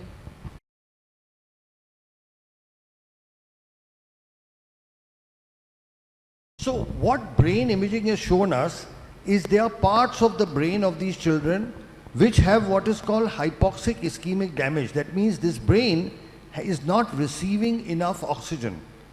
Now, if the brain is not receiving enough oxygen, then obviously one possible solution is to give it oxygen. But just giving normal oxygen does not help. What we have found and what medical science has found is you have to give oxygen under pressure. So right now, we are breathing oxygen at 1 atmospheric pressure, all of us. Okay? And when you breathe oxygen at 1 atmospheric pressure, only the red blood cells in your body carry the oxygen. In our blood, we have got red blood cells, white blood cells, and a liquid called plasma. Right now, all of us are breathing, only our red blood cells can carry oxygen. The liquid of the blood has no oxygen. But when you give oxygen under pressure, like 2 atmospheric pressure, now the oxygen goes into the liquid. Okay, so right now in our body, only our red cells are carrying the oxygen. When you give it under pressure, the entire blood is carrying oxygen. So much more oxygen reaches deeper parts of the brain. It goes to every part which may be possibly hypoxic. So there is this new technology called hyperbaric oxygen therapy. This is available, I'm not sure whether it's available in Dar es Salaam, but I'm sure it's available. It's normally used for wound healing. So far hyperbaric oxygen has been used for wound healing. But what we have found is when we use it for oxygen, when we use it for autism, there are significant improvements, especially when we combine it with many other treatments. So there are a lot of scientific publications that actually show the benefit of this. All this requires is a hyperbaric oxygen machine. It's not very expensive and it is very, very simple to maintain. Most government hospitals, medical colleges do have hyperbaric oxygen. The only thing is they use it for adults. We have evolved a protocol for children, and we have successfully used it in several thousand patients. So we have this unique protocol where children with autism can be helped as well. Thanks. And is there, I'm asking as a parent, I know it's given in a chamber and sophisticated, environment. Is there a provision for a home-based hyperbaric oxygen?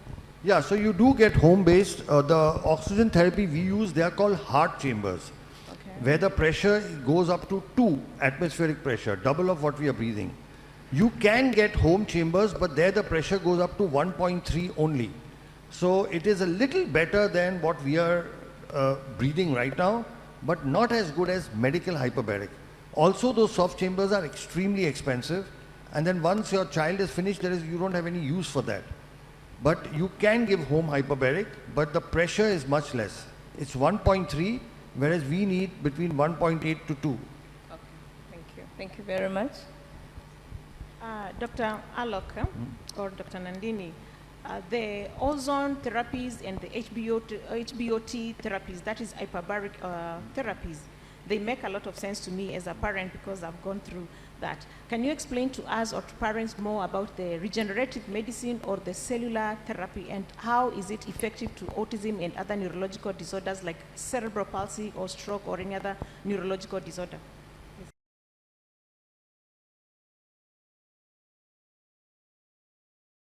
So basically, the human brain is the only organ which on its own does not regenerate. What do I mean? Suppose your skin is cut. A doctor can take a stitch and your skin joins. If your intestines are damaged, you can cut it and stitch it. You can stitch the heart, the kidney. You can fix a bone. But in the brain, you cannot take a stitch. You cannot suture it. So all these years, for the last 150 years of modern medicine, it was believed that the brain is incapable of regeneration. Because till then, we had only two kinds of treatments. Either we had medicines like a drug or an injection or tablet, or we had surgery where we went inside, cut, chopped, sutured and closed. There is no medicine and there is no surgery for autism. However, the last 25 years has seen the evolution of a new kind of treatment, which is not a drug, which is not a surgery. It's called cellular therapy, where you use healthy, good cells to repair damaged cells. For example, if suppose you get a cut on your hand, what happens? That wound heals by itself, right? That wounding is called biological healing. So now it is possible to repair damage in the brain through cellular therapy. So where do we get this from? What we do, there are two kinds of cellular therapy. One is when you take from the child's body or from the patient itself and put it back in the patient. And the second is when you take it from a donor. So there are two completely different types. Now, the treatment that we do, we take from the patient or from the child. And what we do is, just above the hip bone, there is something called the pelvic bone, where we put a needle.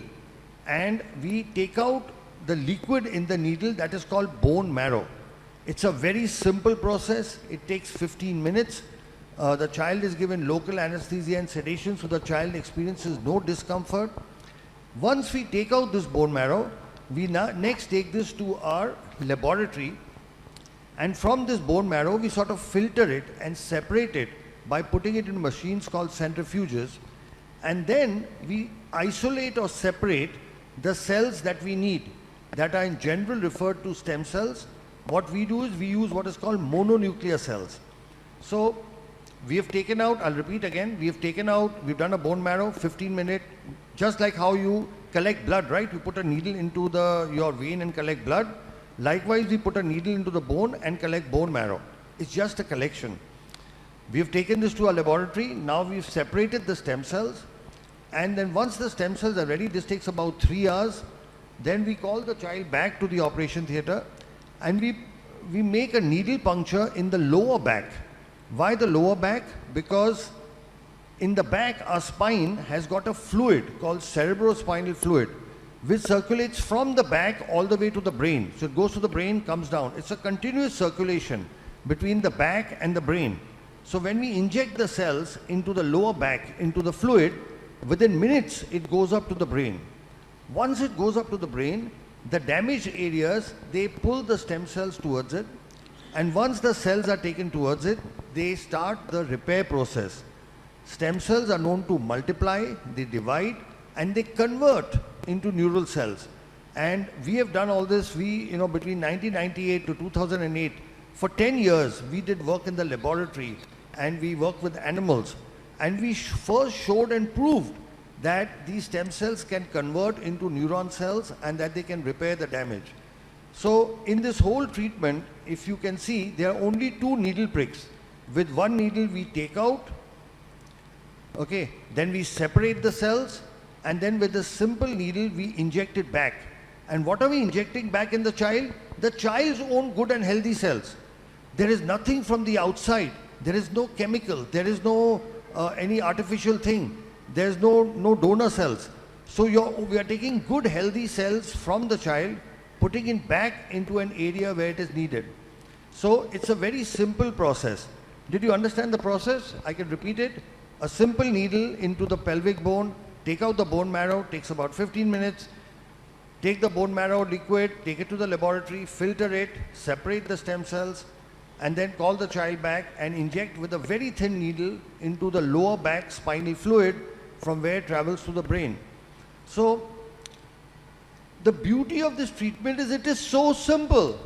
It can be done anywhere. It's not complicated. It's not like the major, I'm a neurosurgeon, I do brain tumor surgery, spine surgery. That's also complicated. Takes hours and hours. You go and open the skull, go into the brain, do things. It's nothing like that. 2 needle pricks is all it requires. And we are using our own good cells and putting it back in the child. So we now have a clinical experience of more than 13,000 patients. People from all across the world, more than 100 countries, actually from 102 countries have come to us. And several patients from Tanzania, several patients from Africa. And with this treatment, we are able to repair the damage, and we have proved it in 2-3 ways. One, after the treatment, the child starts improving by itself. You know, the understanding improves, the comprehension improves, the behavior improves, the eye contact improves, they get back their speech. Several of our children are able to go to schools. You know, many of the kids we have treated several years ago, they have not only gone to regular schools, but they've graduated. Many of them are now doing jobs. You know, so they become completely independent. So our kids, in a few years' time, go off the spectrum. Why? Because now we've repaired the basic damage in the brain. Once the brain damage is repaired, now they are able to integrate and get into a normal life. So that is broadly what stem cells do. I try to make it as simple as I can. Yeah. Thank you very much. Sarah? Yeah, thank you, Dr. Alok, for the detailed explanation. But I'm sure many parents here will be wondering, because we've heard a lot of things about stem cell therapy. How safe is it, and are there any risks behind it?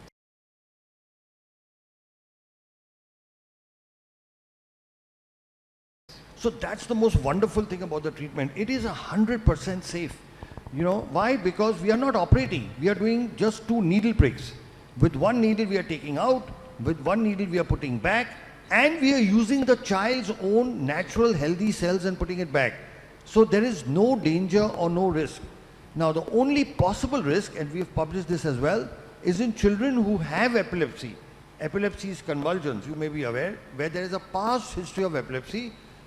In 3%, it's a small ratio, but it's 3% of the children can develop epilepsy after the treatment.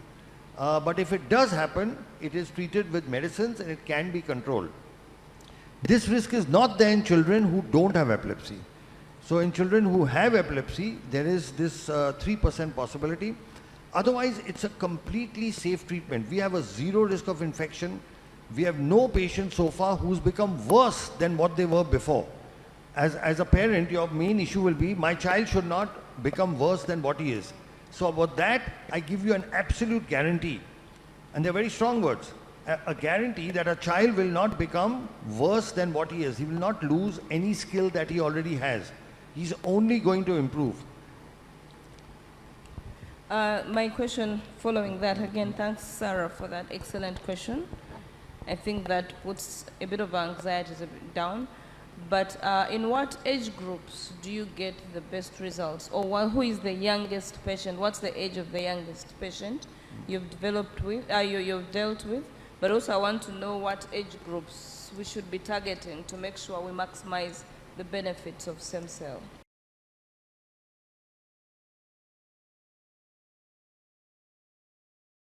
That's a very, very good question. So what our research finds is that when we treat children below 5, they have the best possible results. Now here there's something very interesting. You know, we have a doctor from Kenya, from Nairobi. He's a pediatrician, and what he does is the moment the patients are diagnosed at 2 years, okay, he sends all the patients to us for treatment at 2 years. And we will be able to reverse the autism in all of them because they've come to us very early. What our own research shows is that the earlier you treat, the better it is. Now the thing about autism is you don't make a diagnosis till about 1.5 to 2 years. So our youngest child is 18 months. We have several children we've treated at 2 years, 2.5, 3 years. We've also got children we've treated between 5, 10. The oldest I've treated is a 38-year-old boy. So now there is a wide range, but like in any other, you take any other disorder, any other, what we don't consider autism a disease, by the way, so I don't want to compare it, but any other disorder, the earlier you treat, the better it is. Okay, if you have diabetes and you start exercising and shift your diet, you can cure it without tablets or insulin. But if you start treating it late, then you need insulin. Right? The same thing is true of all diseases. The earlier you treat, the better results you get. And here is the problem. everybody keeps saying to wait, wait till this treatment is more established. But the longer you wait, the lesser results you get. And the results of this doctor, this wonderful gentleman doctor from Nairobi, has clearly shown, and he's actually analyzed the data. You send children at 2 years, and you can almost completely reverse the autism. Thank you. Let me ask, you're talking about a doctor from Nairobi who sends patients as young as they are 2 years old. Why is it that we go to some clinics or some therapy institutions and we find that stem cell is not recommended?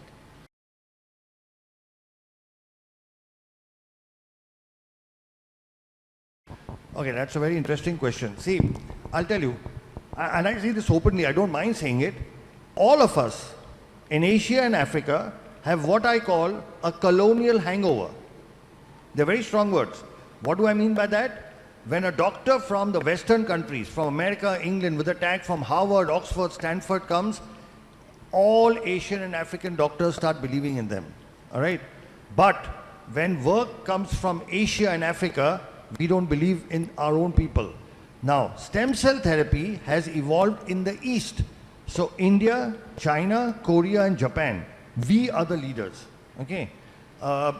Japan and China Japan has almost 900 stem cell clinics. China has over 1,000. So these are, I'll repeat again, India, China, Korea, Japan.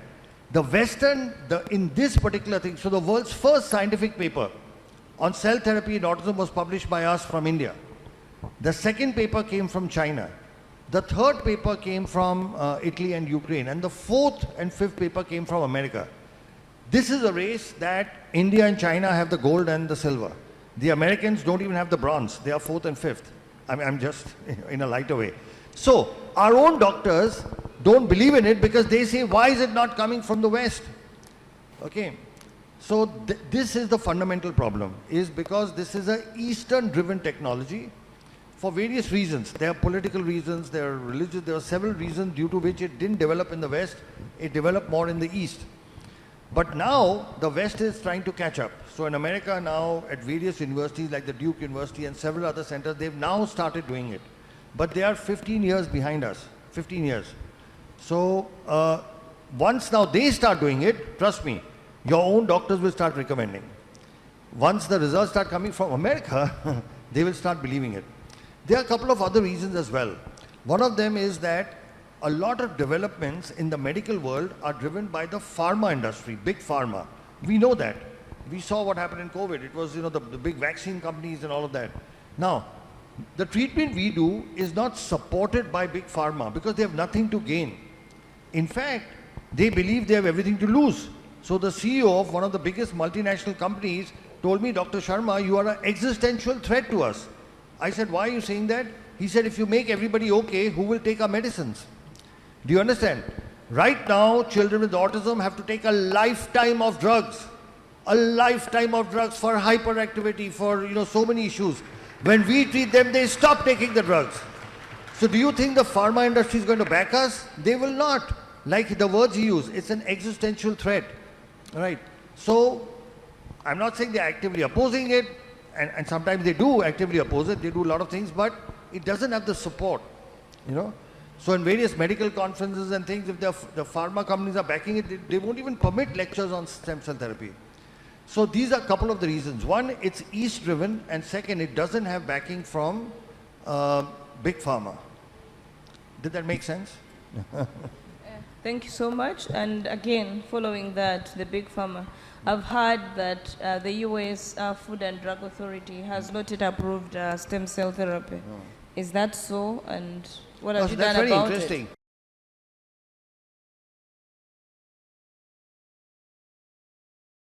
Because, like I told you, stem cell therapy has got autologous as well as things which are manufactured by companies and sold as donor. In August of 2022, a district court in the United States passed a beautiful judgment which actually said that when you take from the patient and put it back in the patient, you do not require FDA approval because FDA is Food and Drug Administration, and when you take from a patient, put it in a patient, it's not a food, it's not a drug, it's a procedure. So a federal court in the United States told the FDA that you have no jurisdiction over procedures. So now the whole question, it's not US FDA approved, is an irrelevant question. I'll give you another example. It's like the difference between you take an orange and make homemade orange juice, or you make canned juice, Tropicana or whatever you get here. Okay. Now to sell Tropicana, you need permission, right? You can't go through without. But to make homemade orange juice, you don't need permission. Right? Do you need permission to make homemade orange juice? So when you take from the patient, put it back in the patient, our Indian courts have said that. In 2019, our Indian High Court said that only for stem cell derived products when you're using, you need a license. That's, the words were stem cell therapy is permitted. And a recent court judgment, because there are people who oppose this work. Just 1 month ago, they actually specified for autism. And the High Court of Delhi and the Chief Justice gave this judgment, said that this treatment cannot be discontinued. Okay, and actually spoke of patient rights. So in India, fortunately, our government has made this distinction very clearly. The equivalent of our FDA has said very clearly, if a company manufactures and sells something to doctors that is a product, it requires a license, like you require a license to sell canned orange juice. Our government says if you're a doctor doing it in the hospital, you do not require to take permission because it's a procedure. Procedures don't have an approval pathway. A product has an approval pathway. They are two separate things, a product and a procedure. So this is something which the Indian courts, the Indian government has said for a long time. Now the American court has also said the same thing. It is here that national leadership makes a big role. For example, our Honorable Prime Minister, Sri Narendra Modi ji, he is a big supporter of stem cell therapy. When he became Prime Minister, in his first address to Parliament, as to what his government will do, they included 5 areas where they will focus on research, and one of them was stem cell therapy. The other was nanotechnology, thorium research, but one of them was stem cell therapy. When he went to Japan, Honorable Prime Minister Sri Narendra Modi took time off and went to the stem cell laboratory of Professor Yamanaka, who won the Nobel Prize for his stem cell work. We are very fortunate and blessed that the Honorable Prime Minister Sri Narendra Modi ji has written a personal introduction for a book that we have authored. There's a book that myself and Dr. Nandri have authored on a disease called muscular dystrophy. And Sri Narendra Modi ji has written an introduction for that book. So what happens is, when you have the national leadership on top supporting something, it gives courage to the doctors to go ahead and practice it. The Honorable Health Minister Mullen was asking what needs to be done before the equipment, before the infrastructure. The government has to make policies and rules, and we'll share with you some of which are there from our country, so that other doctors have become comfortable in doing this. Then there is, of course, need for awareness. Then, of course, there is infrastructure, and then there's training. And like I said, training is something we offer at no cost at all to different. We already do it. We already do it for people from different parts of the world. Another thing, since we mentioned our Prime Minister Sri Narendra Modi ji, he did something very, very interesting. There was a word for disability in our Indian language that was Viklang, which translated meant disabled, unable to do. It is a negative term. Viklang means you cannot do, somebody who cannot do things. And he officially changed the local word for disability from Viklang to Divyang, which means specially gifted. So officially in India now, you cannot use the word Viklang, which had been used for the last 100 years. You have to say Divyang, which means specially gifted. Now, in this one simple change of words, the Honorable Prime Minister has shifted the focus to what these children can do and not what they can't do. Now, this is so important because this change in mindset, and this comes from the top. When it comes from the top, it percolates down. It gives inspiration and motivation for people to get into the field. It gives inspiration for people to set up rehabilitation centers. It gives motivation to set up special schools. Because the rate at which this autism is increasing, we will have, like it was mentioned in, I think, Sarah, you mentioned in your talk, the most accurate figures for autism come from America, from the US CDC, which says that 1 out of 36 children have it. Last year, it was 1 out of 44. And before that, it was 1 out of 53 or something. And before that, 1 out of 66. So if you read, and these are not our figures, the US CDC's figures. The graph is going up like this over the last 10 years. By this ratio, next year it will be 1 in 15. And the year after that, it may be 1 in 5. These are the most accurate figures in the world. We are not aware of it. There is a, I don't know what to call it, a pandemic, endemic, what, of children suffering with autism and other neurodevelopmental disorders that will hit us so badly because we do not have the infrastructure for it. And here, governments have a role to play. So again, one more thing, since I keep talking of our Honorable Prime Minister, and this is something I'll share with you, you should please study this bill. He passed a law called Rights of Persons with Disability Act in 2016. It's a wonderful bill. In that he's listed 21 disabilities and has clearly, by law, by an act of parliament, mentioned a whole lot of privileges and rights that parents have. For example, one problem you must have faced is normal schools do not take your children for education. Is that correct? Yes. I'm sure all of you have experienced that. You go to a normal school, they say, we will not take this child. By law, our Honorable Prime Minister said, no school can refuse a child with autism. It is the responsibility of the school to arrange shadow teachers or other special. So all schools by law now they cannot say no. So again, all this comes top down, right? We can work and we can work in the environment, we can put in hard work, we can slog, we can do everything. But once you know that your government, has their hand above you, then we can go the extra mile, we can do whatever else, and there will be opposition. The work we do has a lot of opposition, a lot of critics, a lot of vested interests have tried to shut us down. They've made all attempts to shut us down. But again, at the higher level, when you have a support, you keep going on. So that's a long question to a short answer. Yeah. Thanks very much. Again, I am representing parents, the majority of the parents, but I also happen to be a professional. I have two questions. One is to the government.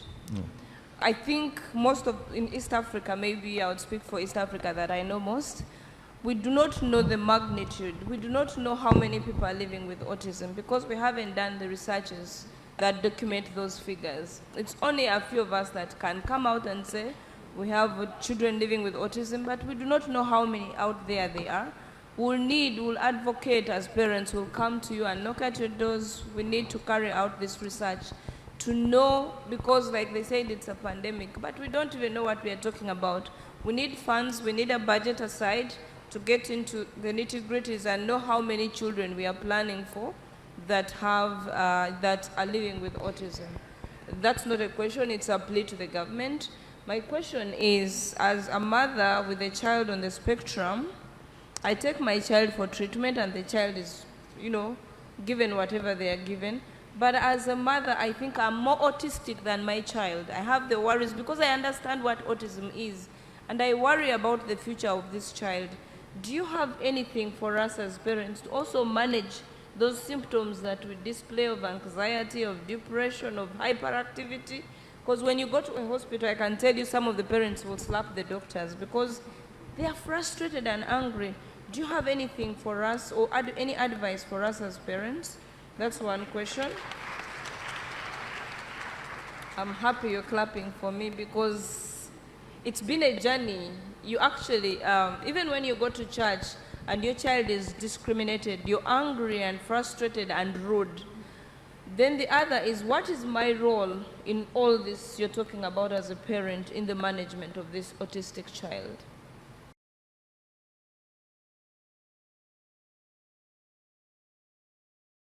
Okay, I think that's the single most important question you've asked, because you are asking what is the power within parents? What can you do at home?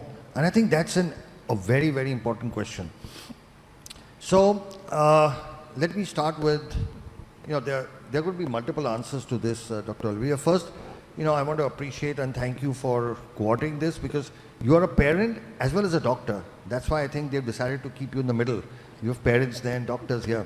But I want to talk about several things. So first thing, there is actually research that has happened in India which has shown that every mother, especially mothers of children with special needs, go through depression, anxiety, and severe psychological, upheavals.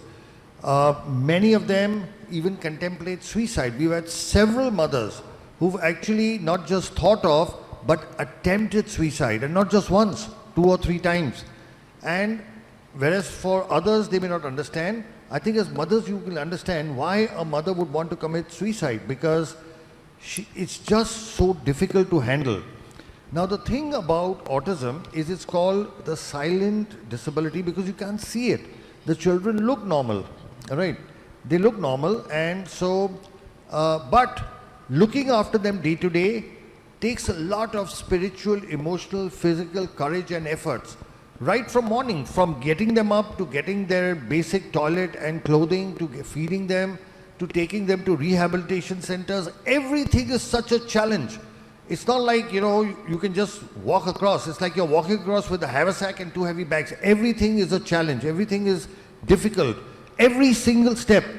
And I very often say, as mothers of kids with special needs, you put more emotional and spiritual energy in one day than maybe most of us don't put in a whole year, just to see one day through.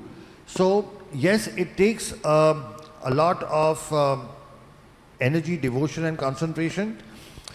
But one of the reasons for that, and I'll tell you the reason for that, is all of you, when you've gone to your therapists and doctors, they've told you that nothing can be done for your child. Haven't you been told that? All the doctors said nothing, you have to live with this. And what can be more depressing, what can create more anxiety or more depression or more fear and anger than being told, here's this lovely, cute, beautiful child you have. The whole world has advanced so much in science and technology. We are sending rockets to the moon and Mars. Then why can't my child be helped? Okay, so that is at the bottom of your frustration, anger, hurt and pain. And here I am to give you good news that that's no longer true. Okay, today we have medical science, medical technology that can actually reverse autism. We've treated several thousand children of that. Our work is published in scientific papers. So today there is technology available. It's not available in Africa, but it is available outside, and I'm sure soon with the support of the Honorable Minister and other senior people, this should be available here as well. So earlier, if you were in a dark tunnel with no light at the end, now there is light at the end of the tunnel.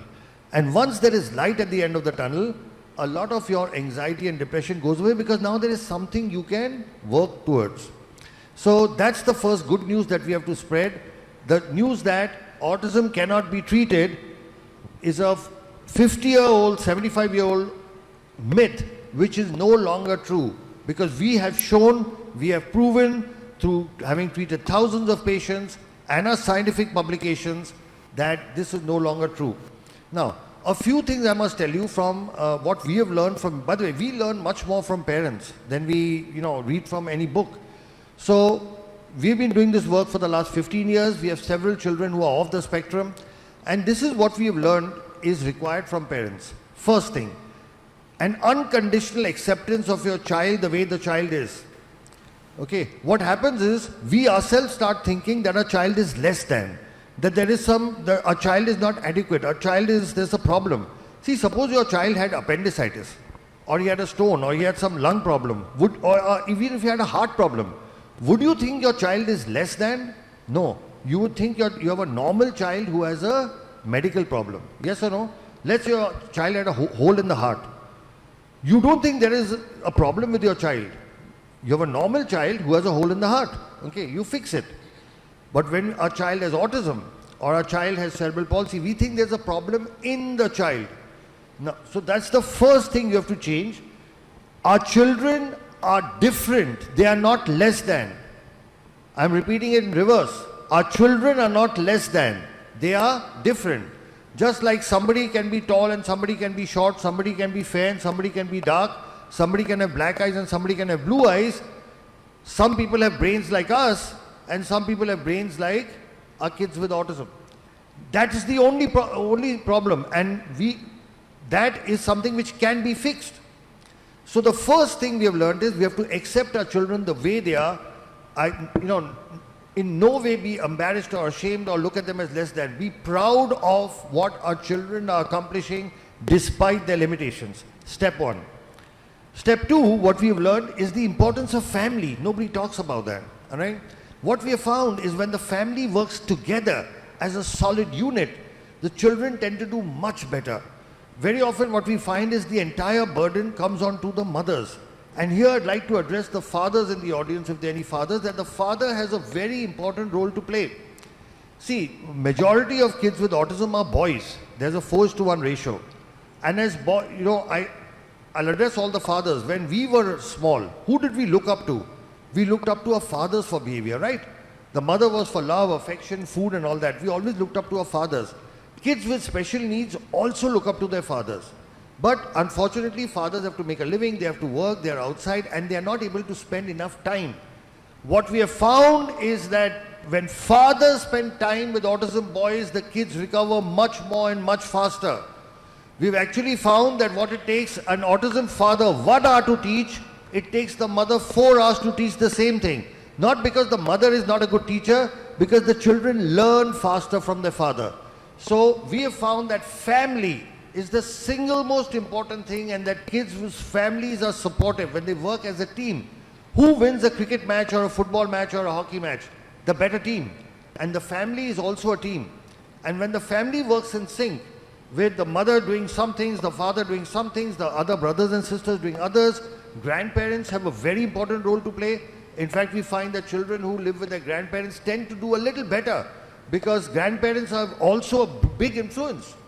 Honorable former Prime Minister, grandparents have a very important, we've actually found this, that kids who stay in joint families with their grandparents tend to do overall better, because a grandfather's love and a grandmother's love and the teaching is different from, I'm not saying it's better or worse, it's just different. So family as a unit is extremely important, So I spoke of unconditional acceptance, then I spoke of family working as a unit with fathers needing to give time. We do everything else. You supply your child with all the money and all the facilities, and you pay for everything. But what your child needs is your time. If you can just keep 2 or 3 hours aside every day for your child will do very, very well. Then what we have found is, from a medical point of view, if you take a combination of our cell therapy, hyperbaric oxygen, and rehabilitation, we find that this helps in getting the children to a normal life much faster. Now, what is the role of all of this? The brain is like a computer. A computer's got hardware and a computer's got software. Cell therapy fixes the hardware only. Software comes from rehabilitation, and software comes from the family, because that is what trains the brain. So a combination of cell therapy and oxygen therapy, which fixes the hardware, of rehabilitation and a good environment at home that fixes the software, and our children will be able to recover. So this is the next thing, the medical treatment. Then, apart from this, there is something very special we found. We found that almost all these children have some special ability or the other. Okay, but it was not seen till you did cell therapy, because now the brain was partially damaged, and so you could not see what is special. What we have found is, once we repair the damage in the brain with our cell therapy, now you can start seeing the special abilities. And we have kids who are brilliant in numbers. There are kids who are running at the age of 11, running chemical factories. We've got if I tell you some of the things, you'll not even believe them. We have a child who can actually read your mind after. A child who, after STEM therapy, has improved to the point that if you think of a number, the child can actually tell you what. And they are amazing ability. They're called savants. There are kids who you tell them any date in the future. Any date. You say 23rd July 2030, and they will tell you in an instant what day it is. It's Wednesday. And I don't know if you know, but Elon Musk, the world's richest man today, had autism. You can Google him. He talks about his autism. But this man changed the world. Albert Einstein had autism. Okay? But this man, and he could not read, he could not speak or read or write for very late in life. And then this man changed the world. Several of our tech geniuses, they don't have autism, but they've had difficulty in studying, learning, like Bill Gates, Steve Jobs, they never graduated from college, all right? But these are people who changed the world. Leonardo da Vinci is believed to have had autism. So these are exceptionally gifted people. So the one thing that you have to do, see, you are talking about bringing your children to normal. I'm saying once you get, they do exceptional things. They do the most brilliant things. And that is proven by already. Look at Elon Musk. He talks about his autism. He doesn't hide it. He says he had this, but he changed the world. So we have to change our thinking. Instead of looking at what they can't do, we have to look at what is special about them. Like what our Honorable Prime Minister said by changing the name. He said, don't look at what they can't do. Look at what is the special gift in them. So with this combination of things, like I said, unconditional acceptance, the family working as a unit, the medically, a combination of cell therapy, hyperbaric, along with rehabilitation. And rehabilitation, like Dr. Nandini said, needs to be comprehensive. You need to be able to do all the rehab. You can't just do one. People think they go to just one specialty and my child will be okay. No. You need all the specialties together, comprehensive rehab, and then our children will be able to come out. So I hope that answered your question.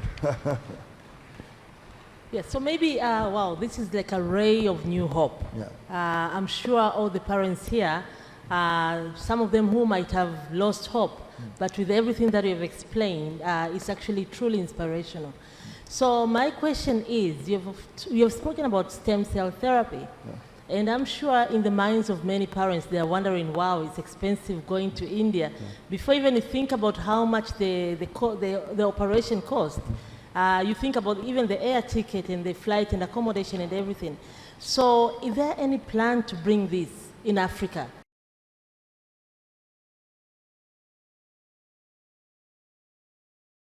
Yes, so we are very clear. We want to have a facility set up in Africa, and we are actually keen on, so we've actually shortlisted between Tanzania and Kenya only because they are English-speaking, direct connection to India. So to give you a background, for example, the government of the Bahamas actually invited us and gave us permission to start this, and we've just been there recently, and in 6 months, we are going to open a full-fledged facility in the Bahamas. This is to cater to, the facility will be in Nassau, their capital, and there we have government permission. Just like again, we have a former Prime Minister with us, there we have a former Prime Minister working with us, and we have government permission. Because we have government permission, we are setting up a facility there. We are very keen on making something available in Africa itself, and we would like to have it in Eastern Africa simply because of our closer cultural connections, easy, short distance of travel, direct flights and all that. And we have people like you, mothers like you who would back it up. So yes, we want to bring this to Africa, but it's not easy. It will require, permission right from the top, from governments. It will require infrastructure. It requires resources. But this is something which you as people, because the most powerful voice on the planet is that of a mother, is that of parents. When you speak out, honorable ministers, prime ministers and presidents have to listen, because we all democracies, they represent us. So your voice is what is important, not us. We've come, we've shared our information, we can share our technology, but your voice is what is important. You have to ask for it. You have to show, show what's happening. Right now, there are so many people going from Africa outside for the treatment. It's high time Africa had its own stem cell facility, which would not be just for Tanzania or for Kenya or wherever, but for the whole continent. So people would not have to travel long distances. So we are very keen, we are willing to partner, but this is something which you people have to take the initiative. You have to, eventually it's all about people. It's your voice. Thank you very much. I think we are coming to the end of this session. Mothers, you've heard, we have a great voice. Let's get together and advocate for this. Fathers, please support us. Don't abandon us. Be with us. This is a journey that we have to walk together. And there is hope that we can say bye to autism, but only if we put in our every energy to support these children, seek the available treatment options. I think we can say bye to autism for the most part. Thank you so much, our able doctors. I think you've given us a lot of hope. You've explained a lot. You've allayed our anxieties. I think now it's on us to follow what you've told us. Thank The you so much, parents- Dr. Aurelia. Thank you so much. You know, I really appreciate the fact we have 3 mothers from 3 East African countries. You know, Kenya, Tanzania, and Uganda on this platform. So I think you represent all the mothers, not just of East Africa, but of all of Africa, all right? And if you take the initiative, trust me, believe me, the power of your voice is a force of nature. It cannot be ignored, okay? And a mother's voice does something. It reaches out to people. It touches people. And we've actually seen that in our country as well. When we had, you know, different situations, when we had mothers speak up, you know, everybody heard them, okay? More than doctors speaking or hospital speaking. So I just want you to know the power that you have within. The same power and energy that you've used to bring about improvements in your kids, you know, that could now be extended to all the kids of the continent. So it's been a real pleasure. And Dr. Nandi, sorry, you want to continue? No, I just want to say thank you to the mothers. They've done a great job to represent all of us. Thank you, mothers. Thank you. Thank you so much. Thank you. That was good. Before you go, you've done a great job. Thank you so much. I know there's a lot of people who wants to ask questions, but because of time, yes, there's a lot of hands. Because of time, I would like, because our minister, our deputy minister has a question, so can we please take the mic to him? At least we answer questions from him, and then we'll see if we have more time to invite more questions. Naomba makofi tena tafadhali.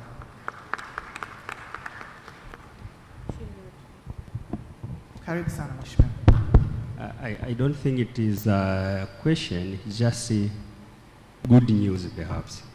He said, I know Professor, he said about the PET-CT scan, if we have in the country. Yes, we have.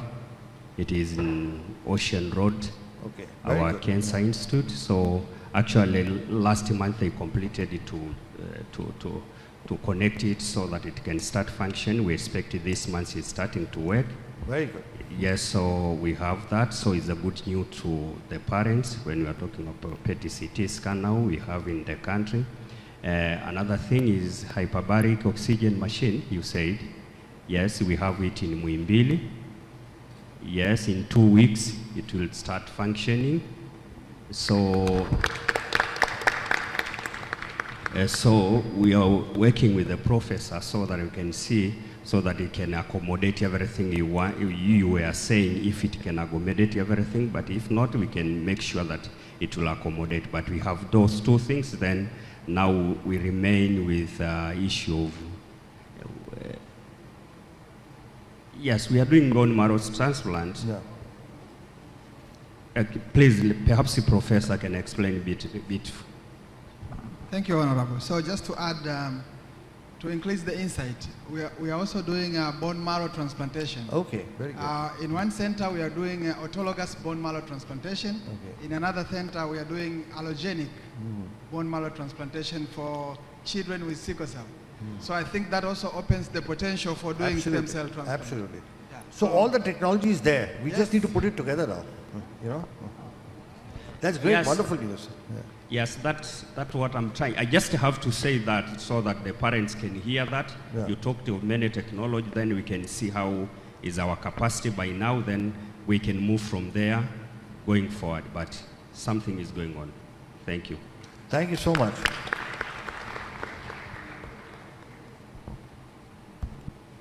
Okay, thank you so much, our dear Deputy Minister of Health, for the additions.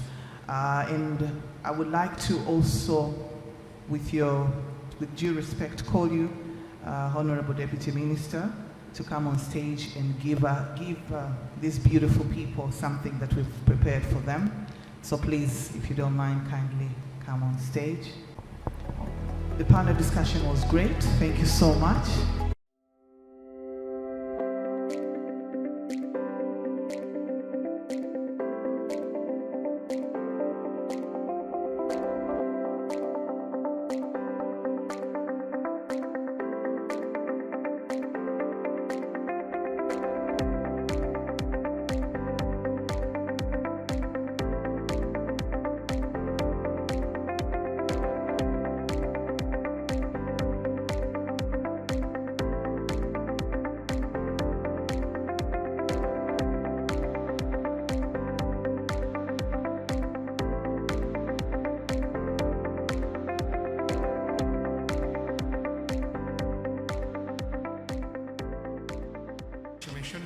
Geoffrey Ekongot.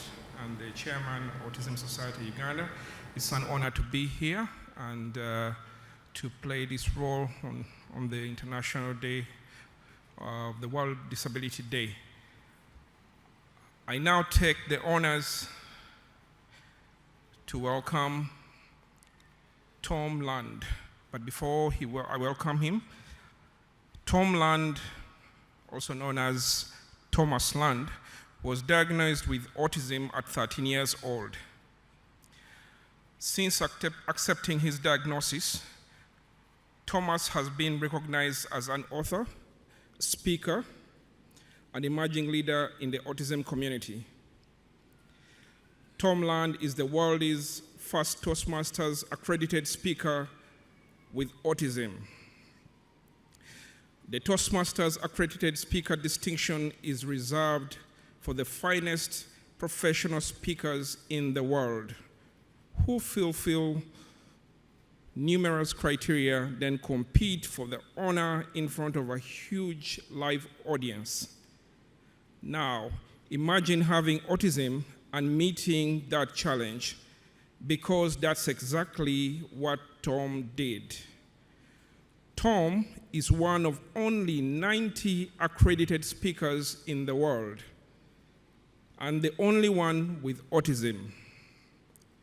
He is certified human potential coach and professional diversity and inclusion consultant. He is poised and ready to share his positive energy and inspiring messages as an end keynote speaker, corporate trainer, and consultant to organizations across the country. He also spoke on the TEDx stage to impart wisdom and inspire others with his talk titled, How to Come to Life. He is the author of the award-winning bestseller, Come to Life, Your Guide to Self-Discovery, and recently published his second book, My Glass is Full, Stories of Putting Mental Health First. He recently set a Guinness World Record as the world's oldest person with autism to finish a full Ironman triathlon. I once again welcome Tom Land to present his topic, Come to Life, Preparing for the Transition and Your Future. Mr. Tom Land, you're welcome on stage.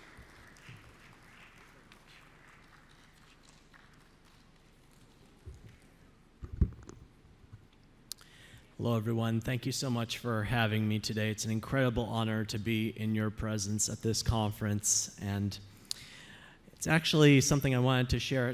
I have a bucket list, 101 things I want to do before I die, and one of them is to give a keynote at an international autism conference. So with this speech, check. This is also my first time in Africa, and I've now visited every continent in the world except Antarctica, so if anybody knows how to get down there, see me after the speech. I want to break the ice with a quick question. Tanzania or Tanzania? Applause if it's Tanzania. Applaud if it's Tanzania. You know, I've heard both pronunciations, but I've always wondered, is there a right or is there not? But even though we have different opinions or perspectives or pronunciations, it's all talking about the same thing. And I want to keep that in mind as I go through this presentation with you today. And may it unite us in our work. Next slide, please. So you heard a little bit about my accomplishments, and interestingly enough, when I was younger, I didn't talk for about 6 months. But by the time I started talking again, I could read, I could write, I could spell. I was like a sponge full of water, just ready to be run out. And I was ready to get a whole lot done with my life. And I've gone through a number of trials and tribulations and triumphs. But each of these accomplishments that I have has a deeper, bigger meaning to them. and I'll be sharing what those are about. And you may notice at the bottom there that you heard about my Ironman record. 6 weeks ago, I broke my own record. I did another full Ironman, so I'm a year older, and I'll be put in the Guinness Book of World Records again. And for those of you that don't know what an Ironman is, I know my metric system, 3.8 kilometers of swimming, 180 kilometers of biking, and 42.2 kilometers of running back to back to back in under 17 hours. No easy task, particularly for someone who is subject to sensory overload and stomach matters. I had to manage all of those elements, and I just kept on going, and I crossed that finish line. Next slide, please. Now, for professional keynotes, I know some of you may require objectives, so I want to list them here. And I hope you'll see that what I speak about today can apply to just about anyone, particularly as they prepare for what life is. If you go to the next slide, please. I have a meaning of life that I'd like to share with you today, because there have been several individuals with meanings of life, Monty Python, if you follow that particular comedy series, religious leaders, philosophers. But I find that life is not really a word, but an acronym. One of my many talents is to take words and form them into an acronym, a better way to categorize and memorize information. So I'm sharing my meaning of life with you today. And think of these categories as they pertain to your young person or young people on the autism spectrum or what have you. We have love and relationships, starting with the love for yourself and your relationships with others. We have independent living, and that's not necessarily limited to being on your own or moving away from home, but about making decisions about your life, being in charge of your life so that you take it to where you want it to go. Then there's the F, which stands for further education, not limited to college or a university or a degree or diploma, but keeping an open mind, having awareness of what trends are going on in the world, and also being mindful to what other people have to say. So you have the most information you have to make an informed decision. And finally, the E stands for employment, because particularly when it comes to autism, there are more unemployed or underemployed individuals on the autism spectrum than any other class of disorder. And I think that is something we definitely need to work on putting a dent in, because our young people deserve to find something that they do well and can contribute to society, and if all goes well, make them earn their own money. Next slide, please. Telling you a little bit about my dream, right around the time I got diagnosed, I knew that I loved Star Wars and I was good with numbers, and I told my parents, I'm going to be George Lucas's accountant. And I set that into motion. After I told them, my parents about though, they could have said, Tom, that is a pipe dream. You really think you can be George Lucas's accountant? But they didn't kill my dreams. They instead gave me a reality check. You want to be George Lucas's accountant? You have to go to college, you have to pass difficult tests, you have to find work in the entertainment field. He's not going to hire someone right out of high school. And I have a bit of what I like to call a Batman mentality, like where there's a will, there's a way. Even if there's darkness, I'm going to find a way through the light. So I said, challenge accepted. And I went to college, and I passed the CPA exam. That's a certified public accountant. And thank you. For those of you that have heard of it, it's probably one of the most difficult tests there is. And I worked for Disney straight out of college doing property taxes. And after I left Disney, Disney would go on to acquire Lucasfilm, George Lucas's company. So the way I see it, retroactively and indirectly, I was George Lucas's accountant and felt like I'd accomplished my goal. And I had several years as an accountant, worked in a Big Four accounting firm internship, had some temp jobs, but I finally got something I was striving for, and you might want to write this down for your young people. Please write down permanent, full-time employment with benefits. Permanent, full-time employment with benefits. And if possible, gainful employment so they can make enough money and save for a rainy day. That was something I was striving for my entire career, and I finally got to that level working as a CPA in the corporate environment in the private sector. But if you go to the next slide, and I think you may have already seen it, the one with the laptop, it cost my physical, mental, and emotional health to get to that financial level. I dreaded going to a desk, sitting there all day, crunching numbers that would not matter in a few years. At the same time, I also saw and heard stories from my peers crashing and burning in life because they did not know themselves. They did not love themselves, and they were not being themselves. So 8 years ago, I decided to leave my accounting career behind completely, put in my 2 weeks notice at work, and now I give speeches, I tell stories, I do coaching, I do consulting. So I want to reach people on a personal level. And yes, let's go to the Toastmasters slide next. Because after I left accounting, I knew I had to better my public speaking. Back about 2 slides, please. I knew I had to better my public speaking skills. And mind you, we fear dying more than speaking in front of an audience. Wouldn't you agree? You wouldn't want to be up here right now doing this, would you? Or maybe you would, but I've found that if I can master the art of public speaking, I could probably cheat death, but at the very least, I can tell a story, do something that will resonate with you. So the Toastmasters organization has an accredited speaker program designed for those that have mastered the art of public speaking and apply it to a particular trade or line of work.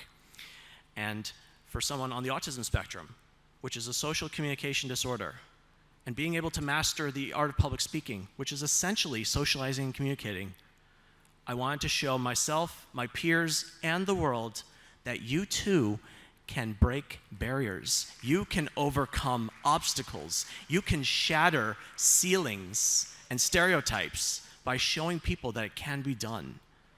So thank you. So that's why I went for the accredited speaker designation. And if you go to the next slide after that about the human potential coach. Right before the pandemic, I got certified as a human potential coach because speeches are one thing, but I wanted to reach people on a personal level and find out what's really going on with them, get to the root of who they are and how they can make the world a better place. And today is the International Day of Persons with Disabilities. I was at the United Nations 4 years ago in New York describing why people on the autism spectrum deserve equal employment opportunities. And the United Nations has sustainable development goals that they want to fulfill by the year 2030. And if any of you happen to see my lapel pin here, I have a pin with those sustainable development goals illustrated.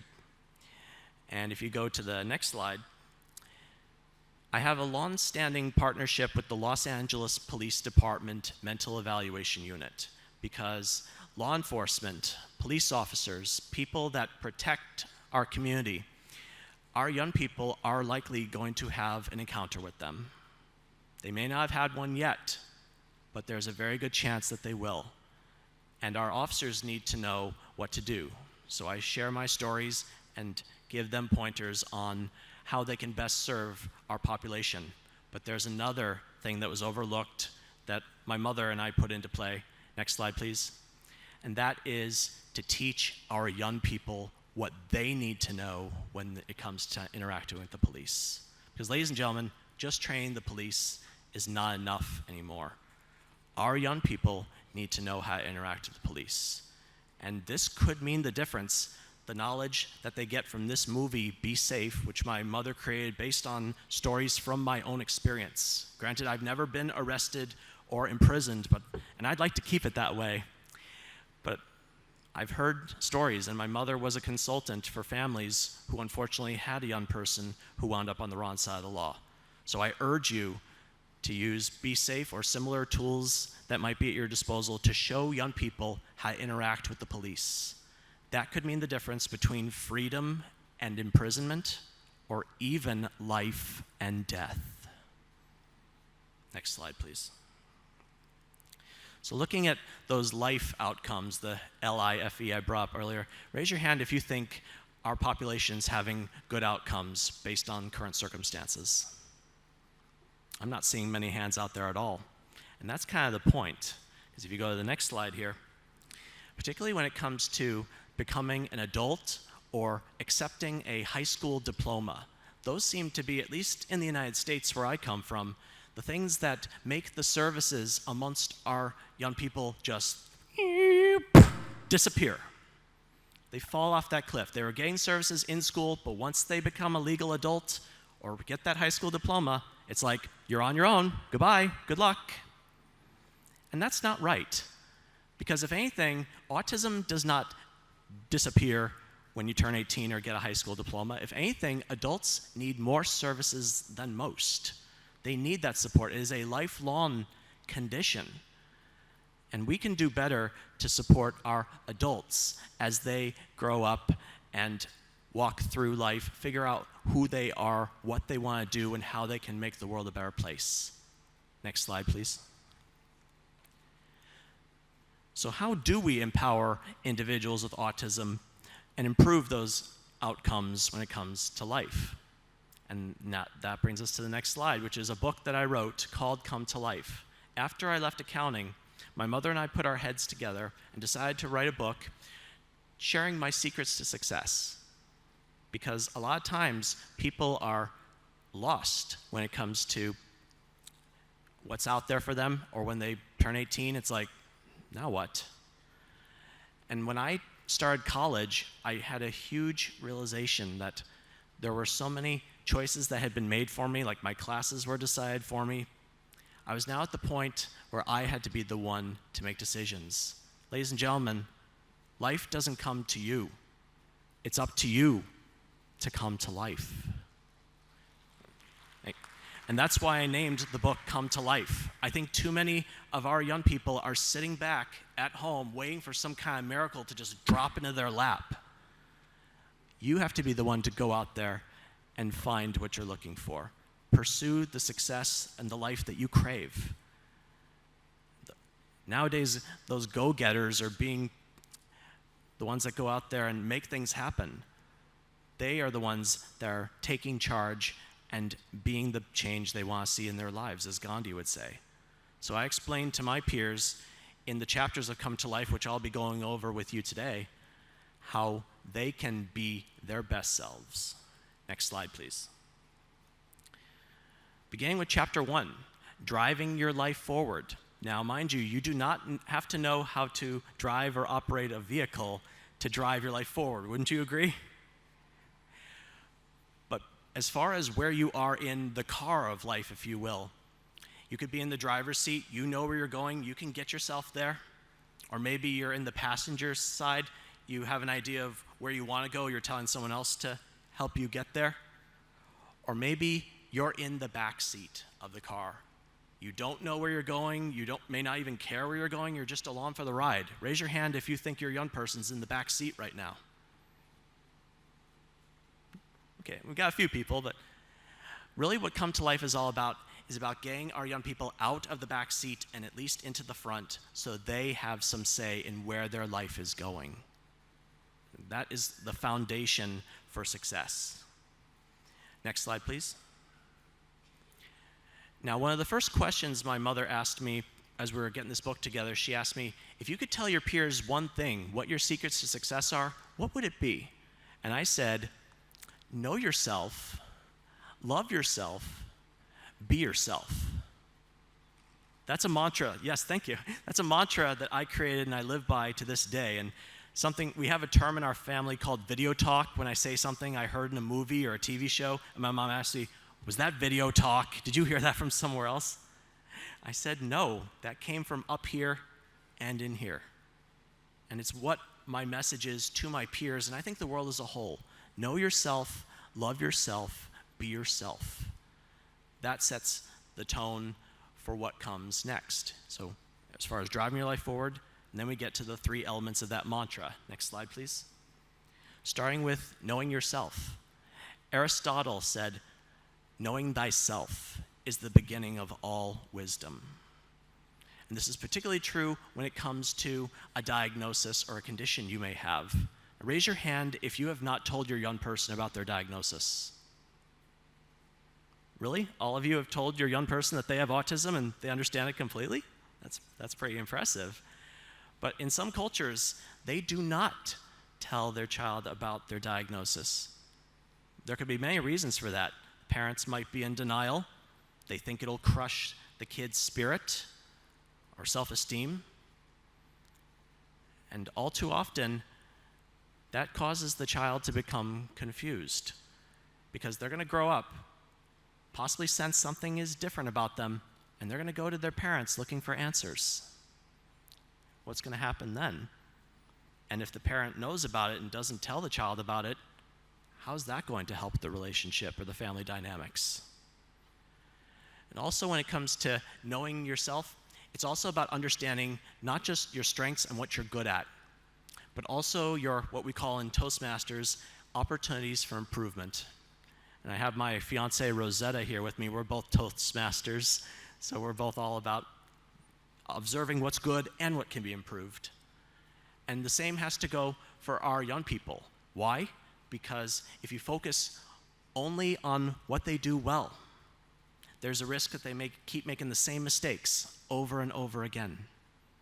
On the flip side, if you only focus on where they fall short, they may never find out where they can truly thrive, what they are really good at, and what they do better than anyone else on the planet. Each and every one of us has something that we do better than anyone else on the planet. So we have to look at both, what you're doing well and where you can improve, and both get addressed. That's how you truly know yourself. And when I was young, I thought I had to know everything, and I had to be perfect. I dread even getting like a B on a test. I would rip it up to shreds. I didn't even want to face the idea that I'm not perfect or I don't know everything. And I was really hard on myself. I thought my mother was perfect, so I thought I had to be perfect. And when I come to find out she's not perfect, and I'm like, well, you don't really talk about your problems a lot. Granted, parents do make mistakes and don't always get it right. But the important thing is that we love ourselves. And that is the next slide, the second part of the mantra. Love yourself. It was RuPaul who said, if you can't love yourself, how can you love someone else? Can I get an amen on that? Yeah, that's more like it. When it comes to your diagnosis, being in denial about it or wishing that things were different, that's just time and energy wasted. And my parents did something for me that really set a tone and made a huge difference in my life. They let me know that they would love me no matter what. I didn't have to change. Yes, thank you. Because this is the life that is going to be. The question is, how is the family going to go with it? And I should note that, figuratively speaking, when there's one person with autism in the family, the entire family has autism, figuratively speaking. So on that note, are you all going to be on a unified front around your young person or people? Not take no for an answer? Find a way? I think that is needed more and more in this world. And I'm very grateful to have had a supportive and loving family that saw the potential in me, wouldn't stop fighting for me, because it helped me see that I'm worth fighting for, and I'm going to start fighting for myself. And I also had to be mindful of who I'm keeping in my life too, because family is with you more or less forever. But when it came to making friends, anybody here ever been told or had someone say to them, I'll be your friend if, or if you do something for me, I'll be your friend? Do you think that's unconditional love, or that's a real friend? And do you think our young people would question that and think, something may be up here? So we need to be mindful of the company we keep, and also see how we can give back to our community, particularly for those that might have difficulty finding and keeping a job. Community service, volunteering in nonprofit organizations, I did that for a number of years. I still do it to this day, and I make a difference. So being able to give back to your community is another part of loving yourself. And something I had to be mindful of is I grew older and had to weed out those people who maybe not were true friends or wanted me to be something different. that brings me to the third part of the mantra, if you go to the next slide, which is be yourself. It was Coco Chanel who said, "Beauty begins when you decide to be yourself." And this gets a little bit controversial at times because each and every one of you, I imagine, has some kind of idea or vision as to what your young person's life might be like or look like. The question is that what the young person wants? Is that being who they truly are? Or is their authenticity being jeopardized a little bit? Because, mind you, I wanted to be an accountant. My family supported that. And everyone seems to have these suggestions about how we can be better people on the autism spectrum. But it kind of begs the question, why not just like us for who we are? Yes, we have the option to hear what you have to say, but it should be our decision on what we do with that information. And if, like me, you understand the value of input and how it can help you become your best self, there's being yourself and there's being your best self, that could make a difference too. And a lot of times, I know when I was younger, I wanted to please others. I wanted to not rock the boat. I would kind of take people at their word or think people had my best interest at hand. I was a little too trusting, and that came back to hurt me a few times. So at the end of the day, I decided I'm going to hear what people have to say, but I have the final decision. And they should be willing and able to respect that. Wouldn't you agree? So as we look at our young people and their lives, ask yourself if you're letting them live the life that they want to live. And if they don't know what that is, what kind of life they want to live, maybe they need more guidance on what that is and what kind of options are available to them. Which brings us to the next chapter in Come to Life. Next slide. Finding your niche, or niche, depending on your pronunciation preference. Because a niche is a little hole in the wall where a piece of art or statue fits right in. And each of our young people deserve to find a place where they fit in, where they do well, where they can shine, and their talents can be put to good use. Unfortunately, not everyone seems to have all the opportunities to go out there and find out what that niche is. Whether they're staying at home, could be by choice or not. And even in today's virtual world, sometimes going into a virtual chat room or where the action is, that's part of finding your niche. And also understanding that as we grow older, our niches, where we fit in, change over time as well. And speaking of change, it's happening all around us. Like, I'm not the same person I was 5 years ago, 5 months ago, or even 5 minutes ago. So the change is happening all around us, and I think there's a lot of resistance to it, or like you want to fight the elements and not want things to change, everything to be constant, predictable, and unchangeable. But ladies and gentlemen, what if I told you the only constant, predictable, unchangeable part of our lives is change? That is what's going to be happening whether you choose to accept it or not. So with that being said, finding a way to let change or make change work in your favor. Find ways to adapt, change, evolve, grow, and see where that can take you. Let's go to the next slide, chapter 6. Find your voice. Find your voice, and more importantly, use your voice. Wouldn't you agree? You could find your voice, but if you're not using it, not doing its purpose, right?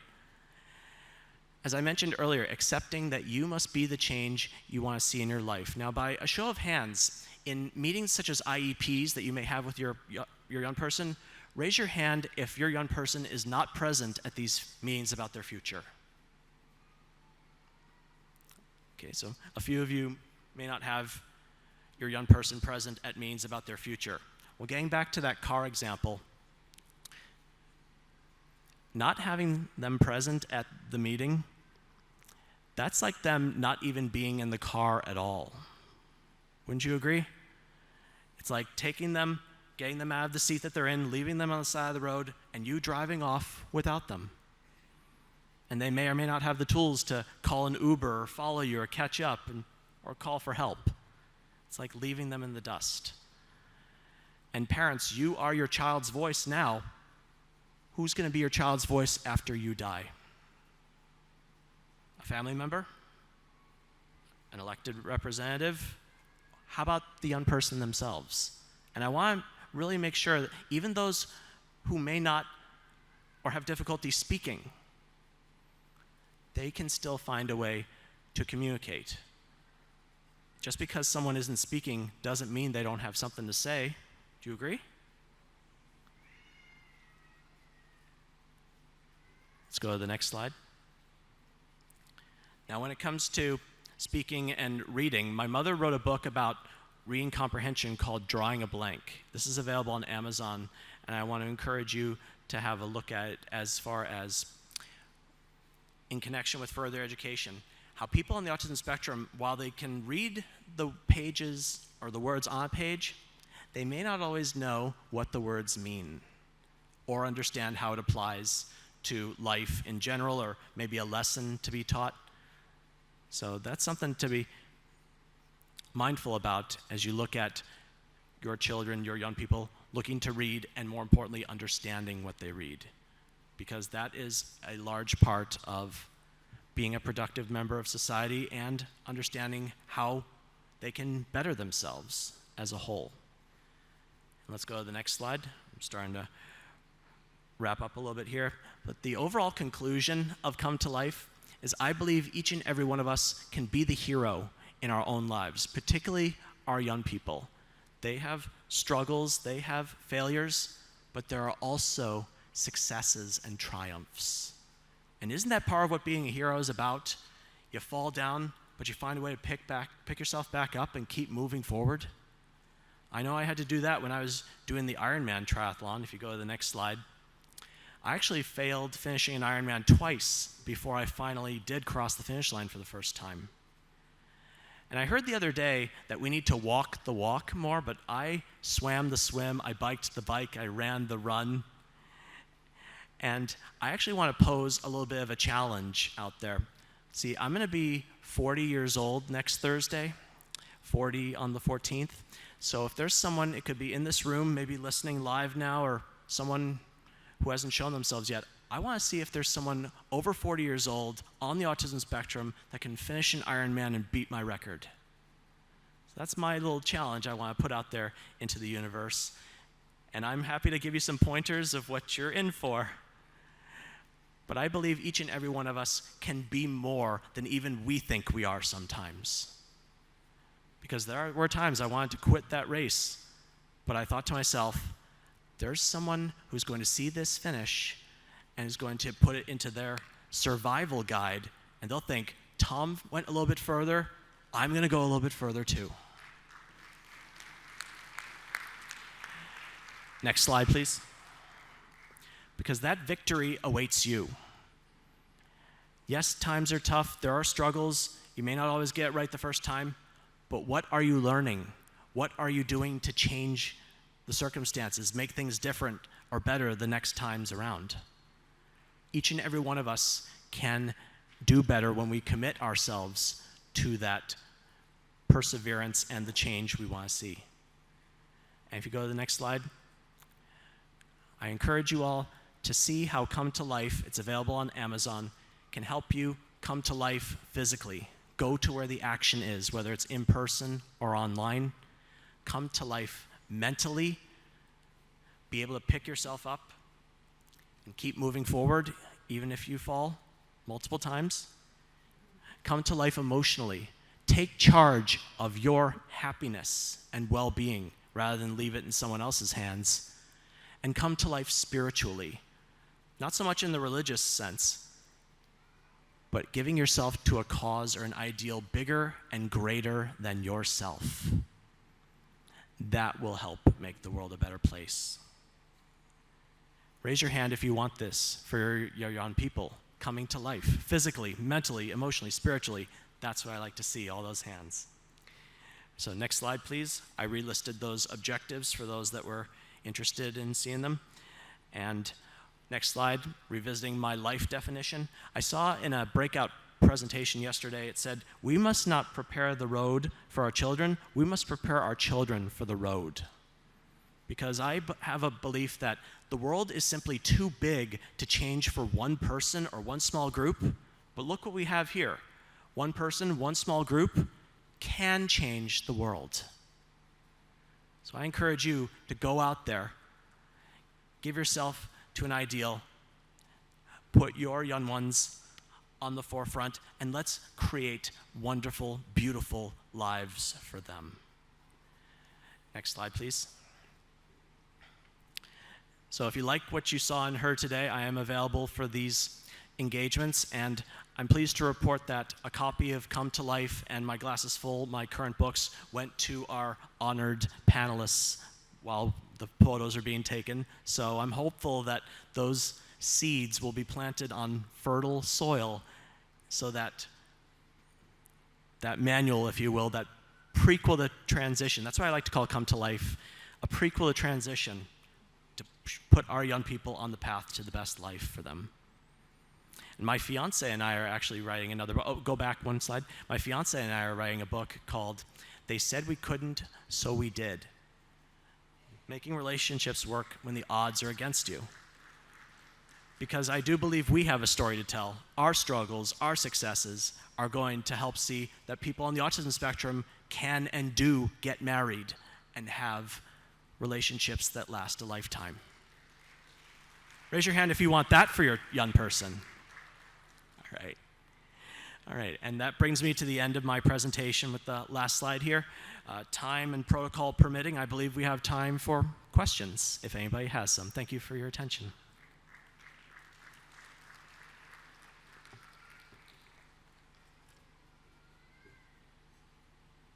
No, I answered everything. You guys are good? I'm getting the signal not right now, and I'm kind of hungry. How about all you? I think it's going to be time for lunch. Thank you all so much. You've been a wonderful audience.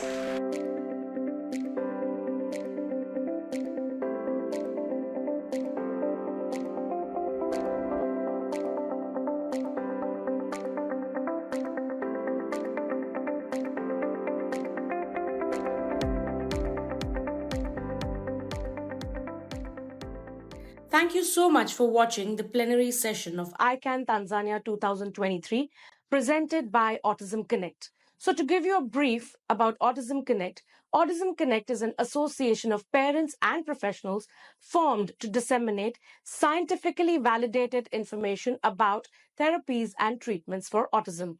To know more about autism, you can log on to our website, which is www.autismconnect.com. After 2 successful ICANN conferences, the first one being at Dubai and the second one being at Tanzania, we are now coming up with the ICANN conference at Canada, Niagara Falls. To know more about our conferences, you can log on to our website, which is www.icannconferences.com. Thank you so much.